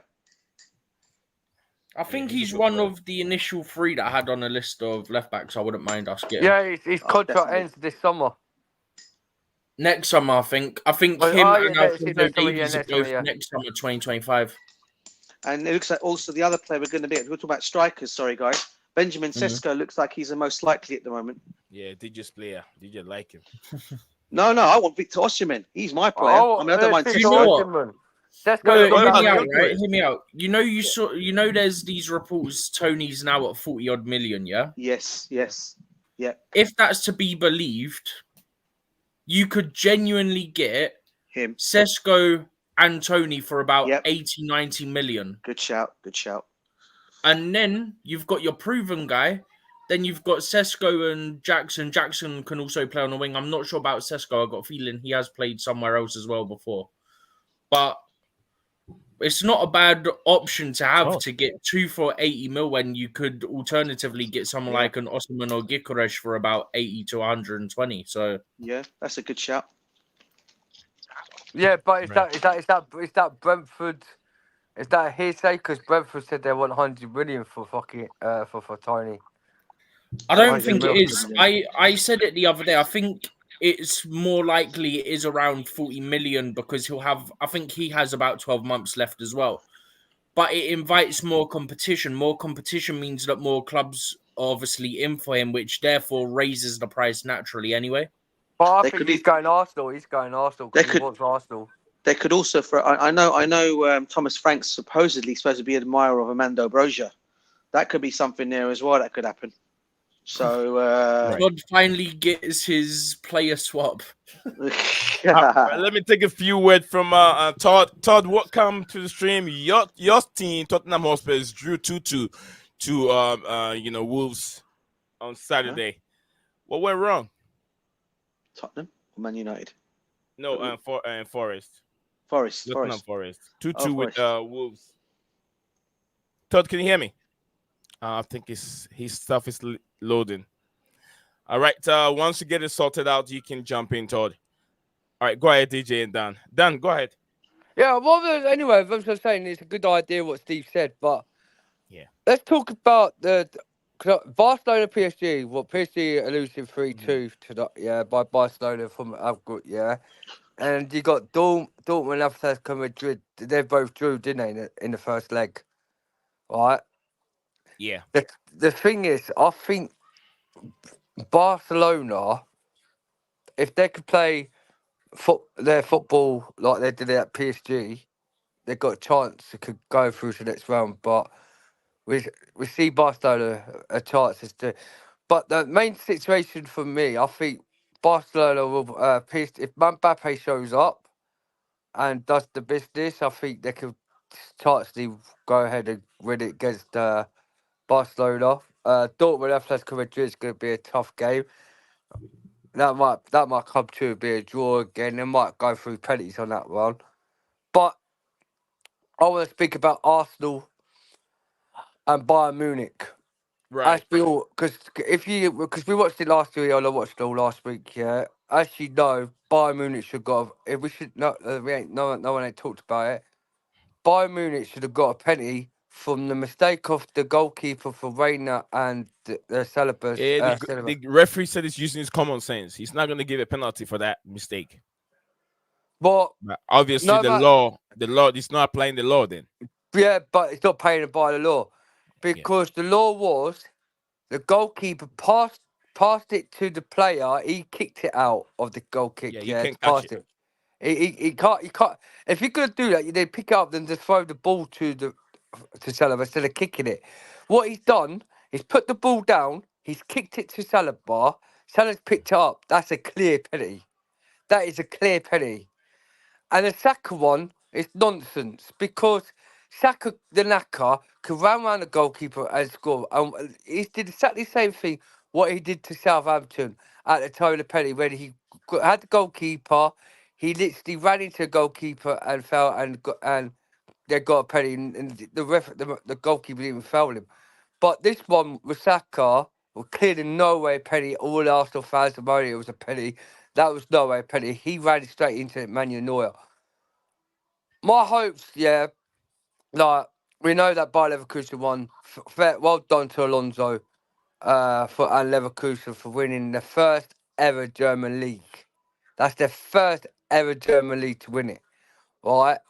Because they played good football for the whole season, and Thomas Tuchel's team. There's a lot of dead wood in Bayern Munich's team that they need to ship out. I don't understand why they brought in Eric Dyer. It just confused me. But as we all know, Thomas Tuchel knows the Champions League. Knows the Champions League. I'm thinking tomorrow's game is gonna play the basic of his tactics to try and beat Arsenal. And as we know, DJ, we want Arsenal to lose this because they've been hyping up they're going to win the Champions League this season. If they go to analyse tomorrow and gets destroyed by Gnabry, I don't want to even see Leslie Coleman on the pitch. Thomas Tuchel just keep it the pace of Sadio Mane and Gnabry and Harry Kane at that top three against Arsenal. Leslie Coleman. Oh, okay. All right. Because Leslie Coleman's injured and he ain't been the same. And the first game of Emirates, he looked sharp. Yeah, who's Leslie Coleman? Leslie Coleman. Kingsley Coleman. He's Kingsley Coleman, bro. Kingsley Coleman. Kingsley Coleman. Daniel making new players for Bayern Munich, Kingsley. right? Sorry, no, I thought it was Leslie. No, Kingsley Coleman. Sorry. You buying them new players. Sorry. Both get injured in the last. Sorry. Leslie Coleman. No, I've got Leslie King in my fucking mind, didn't I? Sorry for Scotland. Well, Kingsley Coleman. Yeah, Kingsley Coleman, man, he hasn't really been the same yet. And the first game against Arsenal, yes, sir. The amount of he just didn't look sharp enough, and the amount of balls he lost a lot, less because he come back from injury and he weren't the same. But the situation is they have to go out and just go destroy Arsenal. You know what to do in that second leg tomorrow night's game.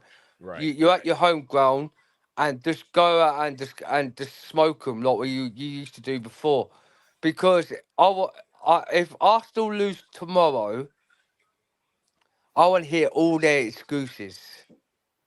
Because they say they're the best team in the world. Innit? They say they're the best team in the world.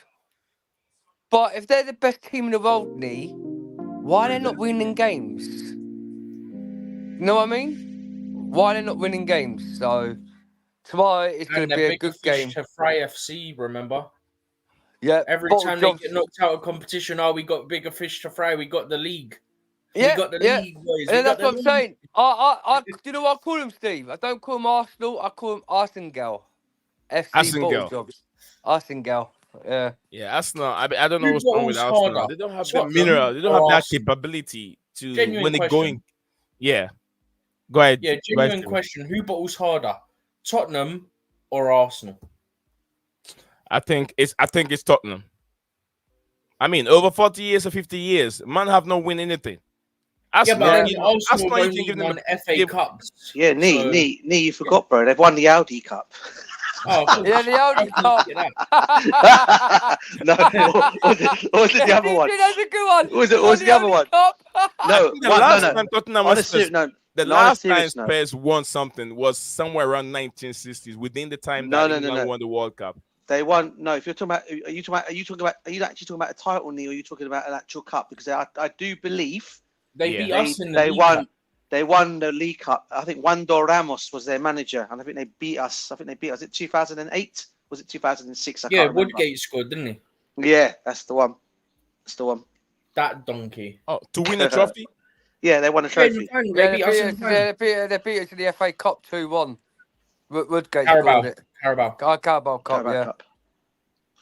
Okay. And but since then they haven't win. The Premier League is it's over 60 years, isn't You know, it? there's literally an account on X that's like days since Tottenham won a trophy. Do you know what, Dan? Sorry, Dan, and also to Stephen Nee. I mean, can you tell me where did these Spurs fans get their chests from? Tell me. I mean, you know, I don't know. I ask myself this question every time, yeah, because you know this is, you know, they mock the amount their fans, the way they're putting Chelsea Football Club down since we've gone through this bad period that we've gone through in the last 2 seasons, right? And I'm thinking to myself, what the hell are you guys smirking about? What have you won? You've won absolutely nothing. Nothing. You blew a final. You said you bottled a final that your manager that's managing us blew for you guys by playing Harry Kane and Part of an the injured Premier Harry. League. Yeah, but by playing an injured Harry Kane in the final, which he should not have done. I think had he not played Harry Kane in that final, Bro, Tottenham may if have he won. plays Lucas, they might actually have won it. Lucas got him there. Yeah, Innit? exactly. Yeah, exactly, bro.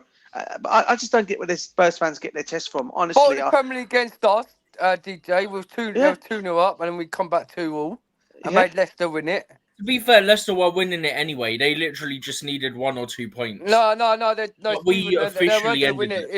If Tottenham had beaten us, yeah, because Tottenham had 2 games. They had 2 games in hand. And if they won their 2 games in hand, they'd have won the Premier League. Because Leicester had 1 game and Tottenham had 2. If Tottenham had beaten us and had their 2 games in hand to win their 2 games in hand, they'd have gone and won the Premier League. Because we got a draw for them, that's why we made Leicester win the Premier League, Steve. Yeah, Leicester needed 2 points. This Tottenham, man, they would have dropped points anyway. Yeah, and the other one as well, Arsenal. It's just sweeter because it was us that done them in. And also, they should have had about 7 red cards. But and the other thing, guys, is Arsenal. Yeah, I mean, #1 club in London. What European titles have you guys won, man? Cup Winners' Cup you won in 1996, I think it was. What's the other one? Alan Smith scored that goal, or Cup Winners' Cup. Yeah, Cities or some BS yeah. in it. Yeah, that was the Mickey Mouse Cup, wasn't it? That was the Mickey Mouse Cup, DJ. That was the Mickey Mouse Cup. Intertoto Cup, I think you're talking about, Steve. Yeah, Cities, I think it is, isn't it? I thought it was Intertoto. Maybe it might be. I thought when I looked it up, it said Intercities, but Intercities, the Mickey Mouse Cup. Yeah, that was the Mickey Mouse Cup in the Cities. Yeah, but that's all they can win. So they come at Chelsea fans because we're going through a bad situation. Oh, we're the club. Bro, they went through about 10 years without being in the Champions League. Don't talk chill, to me, man. Chill, Arsenal fans, man. They went about 10 years without a Champions League. In that time, we won a Champions League. Hush it. And haven't Tottenham also won a Champions League, haven't they? Over there? No. Yeah, they did. Tottenham did. Under Aussie, is it under the days of? Is it before Idealis and Villa? Ricky Villa? Yeah, Idealis and Villa. Yeah, that was right. I'm not sure. Is it, or it might have been before that? Maybe I can't remember. It might be even before that. I can't remember before them time. Because Glenn Hoddle was playing for him when he won it. Glenn Hoddle. And was it Glenn Hoddle, Chris Waddle? I can't remember. It was going time back. It was going time back. In other words, Waddle. All right, guys. Do you think that Erling Haaland and this goal scoring competition right now, Golden Boot, can Palmer? My dream. Can Palmer do it? I think Cole Palmer can do it. If he carries on the performance and plays in that 10, what he's been doing, and if he carries on performing to the end of the summer, I think he could get the golden boot. I hope Let's this see him does. getting 25. Do you think though, guys, if Cole Palmer continues on this upward trajectory, right? Do you Yeah. think we'll end up signing a striker in the summer, or do you think they'll end up saying maybe he can do it for us? Oh yeah, I'm gonna be I- too much shoulders. I need a will striker. lose my DJ, we mind need a striker, if we DJ. go Else the right pressure- No, back no, up top. no, bros. Now listen to what I'm trying to say. I Right, believe go we ahead. need I a get what you're striker. saying. We need a striker. I'm not debating. I'm thinking what our owners might be thinking. I'm thinking what the owners might be thinking. Oh well, Cole Palmer's doing the business. Yeah, do we No, really need to get I'm a with striker? you on that, yeah. But my point is, if our directors, because obviously they're the ones who pick the targets, they're the ones who sign the targets. If our sporting directors lack the brain capacity Yeah. to then decide, oh yeah, Palmer can do it, we won't get a striker. It's fine. We'll just go Palmer and Jackson and Nkunku and switch them around to about 6 different positions. It's fine. If we don't get a striker, in the summer, and let's say Bro, Cole if our Palmer's there, directors, they're- sporting they're- directors they're- don't we get had to one in the sack 'em summer, off. they need to be gone with immediate Guys, I want to effect. share this with you guys real quick. It's very funny. I was just someone edited this video. Is it the thing I just put in the group? Oh, no, I haven't seen that one yet. Let me see. Ah. Oh, both- yeah. That's the same thing you put in the group. It's the same thing. It's the same thing. I didn't see yours, but I was looking at Twitter, and I went through and I was like, look at this, guys. If you haven't seen it, very funny. Who does it look like? This guy looks like Arteta, isn't he? I thought it was Arteta. Yeah, It is. and this guy looks It like is. Klopp. You right? I think you guys know what this clip score Now, be. An You guys edited already version. know it, but Oh, wait God. and see. Let me play the video. Pep Guardiola. Goodbye. Pep Guardiola is on the ball. Pep Guardiola. Do you know what? Steve? It just reminds me that slip that Van Dijk. It was Van Dijk, didn't he? The other day against when they lost. Who did that remind you of? Who did that remind you of? Gerard. When Demba Ba went and put the He ball in the only back gave of the the ball net. to Demba Ba. Yeah, You know yeah. what's jokes? That literally became a song sung by every team in the league. It did. Like, not even And a they're joke. still singing it day one. Yeah, they still do it now. Just to remind them. So that was Demba Ba and what's his name again? Steven Gerrard slipping, and Pep Guardiola is on the ball, and he scored. Oh, very funny, isn't it? Oh, That Pep moment of forever Guardiola. And who was that? Who was that? Jordan Klopp who slipped. Bottle jobs. This is Yeah, real that's bottle Bottle jobs. jobs. This is Liverpool, real Liverpool. Bottle job Liverpool's, both of them. It's all right. It's hilarious. That is hilarious. That is hilarious. I have to say. Just quick, right? I was speaking to some guy on the train on the way back, right? Because they're going in the same direction as me, yeah? Yeah. The thing that annoys me, right, is we wanted to get Michael Edwards, but he wanted the break, yeah? Yeah. Which is understandable. He'd been doing it for how many years, right? Why did they then go? This is probably the biggest point I criticize them on, yeah? Because the manager appointments outside of Potter, the manager appointment is on the sporting directors because they choose them, they interview them, all that, yeah? Yeah. Why did you then go, let's just scroll down about 6 pages. Oh, look, they're more like scouts and directors. Let's get him and him. You literally... Okay, I said Paul Mitchell, yeah, but I can see why they wouldn't because he's got the connection with Poch. So I can kind of understand why they wouldn't want him, yeah? But there's so many other people. Isn't the guy from Bayern, that Nepe guy, available now? Yeah. And there's also a guy that was Yes. involved with Yeah. RB sporting model as well. Yeah. That's meant to be really good as well. You've got 2 guys there that are meant to be top of the class in what they do. Go and get one of them now. before we won't. get another Do you- train do- wreck do- in the summer. Do you know what? I was saying to Dan the other day, you know, one guy who I'd love, and I think Dan knows who I'm going to talk about here. Right, one Yeah, guy I who know I'd you're love, talking about. We one agreed guy, with this one, didn't we? a guy who I'd love us to get. And I know he's currently, I think he's a agent, right? But I'm sure he can do the same job if he was to call upon him. And I know Chelsea have used his services on loads of deals, especially for our Portuguese and our Brazilian players. And his name is Jorge Mendes. Go and get this guy. Go and get this Cristiano guy. Mate. Ronaldo's ex manager. He's Or still, agent, he's still agent. his agent, isn't he? Yeah, go if he can do a kind of director's kind of Yeah. like role agent job, bring him in. The guy Yeah. knows the market. He knows the players out there to go and get. If he That's can do what we that were kind of talking job. about the other day on the phone, Get weren't we? my DJ? players and give me about 20 mil commission for the deal. Yeah, or something like that, probably. Obviously, something like that. Yeah. Greedy DJ. mother trucker. DJ Yeah. Chelsea Dan Steven. Would this work for England? Yeah, What's Yeah. that? that could right. work. Yeah, that could work. You got Rice, Bellingham, Palmer, Saka, Foden, and then obviously Kane up front. Yeah, I mean, I don't see why that can't work. If our manager decides, But he don't have the brain capacity. it's just, I wasn't going to say it in that way, but You know yeah, what's he won't- gonna I'm happen? not expected to use it. No, this is what's going to happen. You're going to have Rice, you're going to have Henderson, and then you're going to have Bellingham in the 10. Yeah? And that's your three central midfielders. There you go. Called it. It's happening in the summer. I'm just saying it. Then what? Who be your thought? But because the thing is, if you could do that, yeah, because Bro, I wouldn't do it. Southgate's going to do it. We know this guy. Gareth Southgate's doing must be the next fucking Graham Potter. But the situation this year, Do you know what? This is mad to say. He's worse than Potter. He is worse. he's worse than Oh Potter. man, oh god. Do you know what? Genuinely think Potter would be all right with a national team. Yeah, I think he could agree do on that. I think he could go and do a job.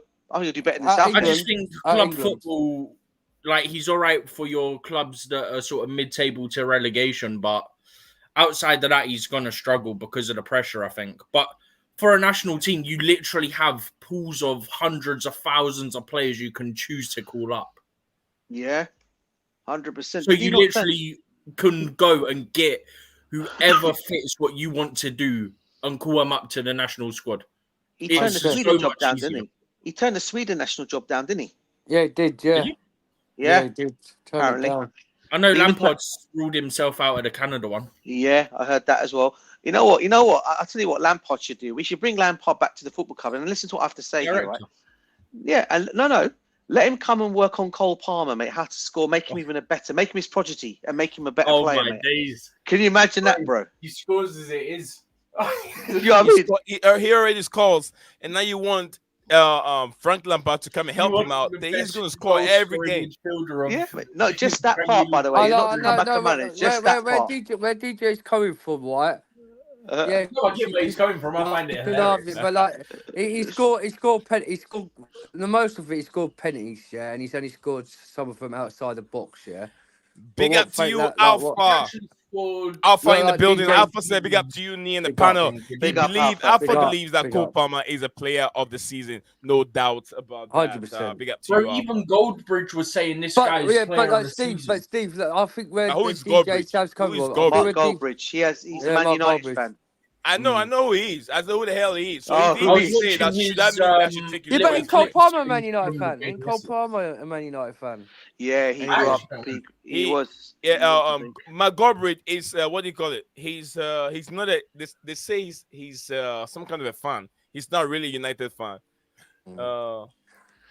I Do you think know- with Frank Lampard, I think with Frank Lampard, I agree what DJ said about Frank Lampard coming for Cole Palmer because I think if Lampard came in, he will potentially give Cole Palmer the abuses to score more goals instead of scoring Which is more not goals. great. Yeah, but what we're trying to say, Steve, yeah, because sometimes he can't. No, I'm he not saying score- don't do it. I'm not saying don't do it. I'm saying do it. But I'm just saying it'd be mental to Yeah, like. that's what I mean. That's see how I was how looking at it. that shit goes. Yeah, I mean, I'm only because I'm thinking of the goals he scored, and let's be honest, mate, his goals that he scores. I mean, I think all he's missing. I think, well, in fact, I tell a lie because he got that goal yesterday. That lob yesterday, what a lob that was! Oh my Oh, goodness. Bro, beautiful. I saw Pickford come out Palmer to with his receive foot. the ball. I was like, I know what's coming. Yeah. Only Cole it looked Palmer could right do though. something like that. DJ, did he not look like it was going right? But that little swerve from his big foot went in. Oh, it was beautiful. Bro, Absolutely. literally, I saw Pickford come out of his area, yeah, to receive the ball as an option. I was like, there's got to be a mistake. I can sense there's got to be a mistake. All right, guys, I have another video related to what we were discussing earlier on today. Check this action also. I want you guys to see what your thoughts are on this action. It's related to the first video of Madueke and then I knew it. Yeah, The penalty stuff. This might give us a different angle on how we are trying to. So this is start from here. Yeah, so they both go initially. From Gusto. But Gusto didn't want it anyway. He was just picking up the ball. Jackson don't want anyone to hold him. It's just annoying.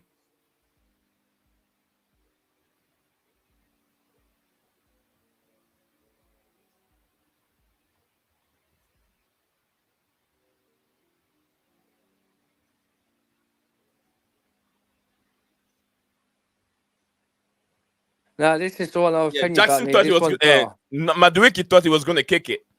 Yeah. Gallagher step in. And behavior from them. To be fair, they all lost on. Madueke to score, but just stop the BS.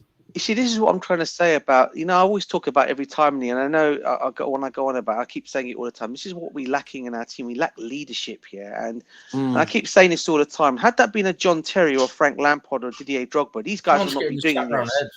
Yeah, they'll be not doing anything like this. Yeah. And this is what I'm saying. This is what we're lacking. This is why yesterday that was the only dampener of the game yesterday. And I think a lot of the fans, a lot of our fan base have come out, and a lot of our fans are agreeing on it because it was a dampener of the game. Yeah, we won the game 6-0, excellent victory. But to see this by your BS crap that they're doing, you know what I mean? Yeah, but look how disgusting it is. Look at Nuni Madueke takes the ball, Gusto. Right, you got Jackson there, right? Rewind it again, Nick, like from the start, from where Gusto. Let me because this is what I'm trying to say to you, right? So Jackson and Gusto, Jackson and Nooney run towards the ball, and Nooney takes that ball, and you see Jackson try to grab it, but Nooney grabs it, right? Soon Nooney grabs that ball, right? Jackson kicks off a little bit, moans and that, and he walks away. Yeah, watch him walk away, right? He walks away, and he taps Nooney. Right, and then look, Gusto explains to him, tell him to calm down, and you got Thiago Silva coming, right, telling them both, look. Watch Jackson walk away. Soon he walks away, right, look, he's big up Thiago Silva, telling them to tell them both calm down. People say Gusto too. Thiago can't speak English. What language is he speaking right now then? Well, no, watch. So Gusto and Thiago Silva told them not to calm down. So now he walks away. Jackson walks away. But now I'm doing it than Jackson. 100%. Do you know what I'm saying? Yeah, when it's but then why did not just Pochettino? them two, it should be Madueke's. This is what I'm saying, right? 100%. When it's So just why did them not two, Pochettino give it Madueke.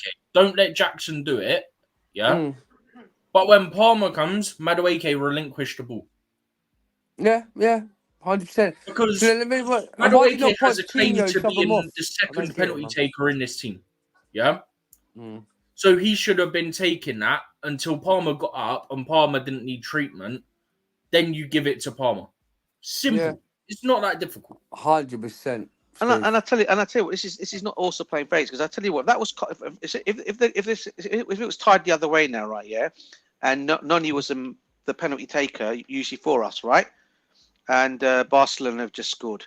If it was the other way around and Palmer snatched the ball from Noni, then I'd say, Noni, we know who the penalty taker is. Substitution, get Palmer off. Either way, you do that. You don't just keep them players on there for what they've gone and done. I mean, it's not like it's because people say, "Oh, favoritism." You're saying, "I'll take them two off." I'm basically saying if it was the other, if the tides had been reversed, I'd do it the same way as well. I'll take those players off because we know. Do you get me? It's a respect thing as well. Yeah. But then after that, when Cole Palmer scored that, when Jackson didn't celebrate, Pochettino didn't go sub him off. What did he go do straight away after the subs? He took Gusto off for Gilchrist, and then who was it after we got Washington. Modric went off, and he still kept Jackson and Nooney for a little bit longer. If that was me, I Bro, would they're say, hooked in 10 seconds if that's me. yeah, I wouldn't even look at 10 seconds. Do you know what I'll say? You two off the No, no, no. pitch, go down I the tunnel. wouldn't do it before the penalty is my point.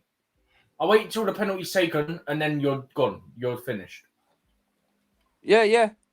That's my point. Why I say 10 seconds is because I wouldn't do it immediately in the sense of before the penalty's done, because what's the point in making more distraction? It's just reminds me of Sarri and Kepa in our FA Cup I'm not final. leaving. You know what I mean? Man. Do you know what? I can't help but look back and laugh at that. Yeah, I can't. That was Who's hilarious. the Even manager? at the Who's the time, I coach? was laughing. Do you remember the comment? I was watching it with a family member. Yeah, I was watching it. I was going. It's both embarrassing but hilarious at the same time. And do you guys remember what the commentator said? Oh, It Sammy, looks like he's walking out off. on his I think job. so. He's gonna be walking out of his job. Yeah, he's walking out his job. He threw his butt on the floor. He's threw his butt on the floor. He's going out the stadium. Next minute, Sammy walks back and he's sitting on his seat. It's like it clicked Yeah. in his head. He's like, "Oh, I better not do this."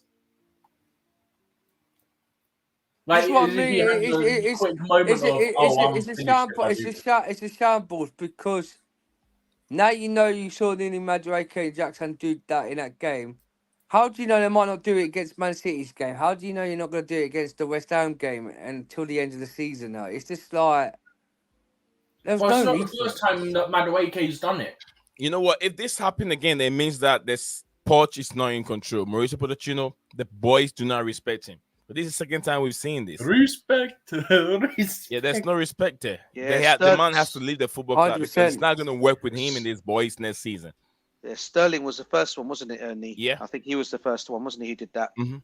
When he did that. And Sterling, the funny thing is, yeah, this is the first time that Gallagher stepped in. Okay, I think only one of the times he weren't on the pitch, yeah? Right. But the other times it's been Enzo stepping in for the most part. yeah, The that's one true. time that Enzo weren't on the pitch, Gallagher was for the FA Cup. I think Gallagher was on the pitch. Gallagher didn't step in. Sterling took it, did the stupid penalty, and missed. But I'm going to say one thing. Fair play to Conor Gallagher to control that like soon as. Like he pushed Jackson. Jackson pushed, Yep. then he pushed, then like he pushed his Gallagher. But Conor Gallagher, fair play to him. Even though like he went there, sorted it out.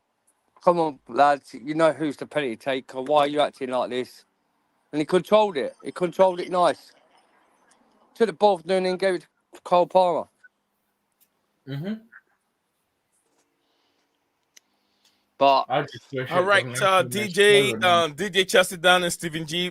I think you guys, we're gonna hop up from here so everyone can go and enjoy the game. I guess a few stuff I have to take care of.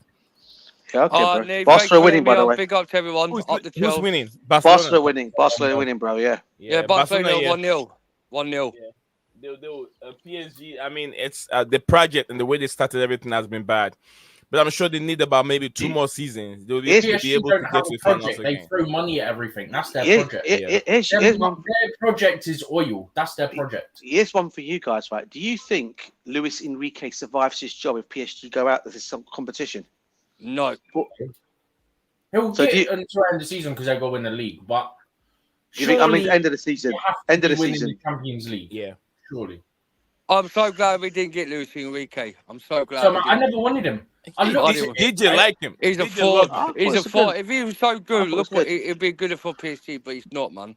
He's the one that was the Spain national team coach before PSG, right? Yeah, it was. Yeah. At the World Well, Cup. Well, apparently they're saying that the reason why this apparently he doesn't want Victor Osimhen because he wants Ramos to be the number 1 striker next season if Mbappe And goes then they to also have Real Kolo Madrid. Muani, innit? Yeah. So even if Osimhen does go down there, he may not. It'd be funny if he doesn't even play the guy and he goes and chooses he goes and chooses Ramos. Sorry, Ramos to play up front instead of him. Can you imagine what that's going to be like? That's going to be a strange one. But then they'll play the 2 strikers. They'll play Ramos and Osimhen. Once Mbappe gone. I've got a list of 3 strikers I wouldn't mind us getting. I'm not even joking. All right, DJ Chelsea Down, Steven. I'll see you guys again. Yeah, peace out, Sorry, bro. bruv. Sorry, bruv. Big Peace up out, to you. man. Tomorrow, Say, yeah. up the Chelsea, everyone. Up the Chelsea. Wait, I'll Yeah. be. Yeah, we'll do a late stream at least pretty much same time tomorrow. You doing a watch along tomorrow, Nee, for the Arsenal embarrassment tomorrow? Yeah. I hope. Yeah, I I'll hope. do Yeah, my go I on, numbers, hope. Nick, because we I'll could do drink it. the Arsenal We tears. hope. Touchwood. Touchwood. We hope. We hope. Before Touchwood. we go, yeah, we could drink the Yeah. Arsenal tears for tomorrow night. But what do you think about the Atlanta and Liverpool game? Oh, come on, Atlanta. Come on, Atlanta. I kind of want Liverpool Thursday. to win that. Thursday. I'll be Atlanta, honest. yeah. I think Liverpool will be out. They ain't got no chance. Liverpool are nearly out, but then you never know with. I don't underestimate Liverpool. Liverpool. Some BS out the Yeah. bag. All right. That's the thing. Good night, guys. Good Bye-bye night. for now. Peace out, Bye. guys. Yeah. Peace. Peace out. Peace. Peace out. Peace. Bye. Bye. Bye.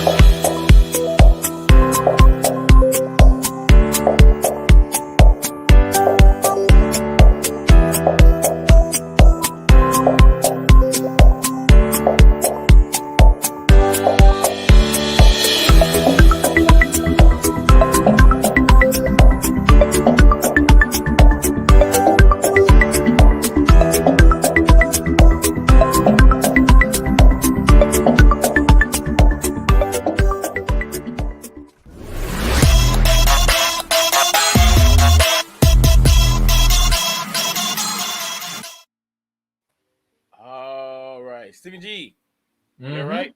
Are you there? Yeah, all good. I'm gonna get my kids. Mm-hmm. Yeah. All right, I'm gonna hop off and then get on with what you need to do, and I'll speak to you later. Yep. I'll talk to you later. Bye. Mhm. Bye. See ya.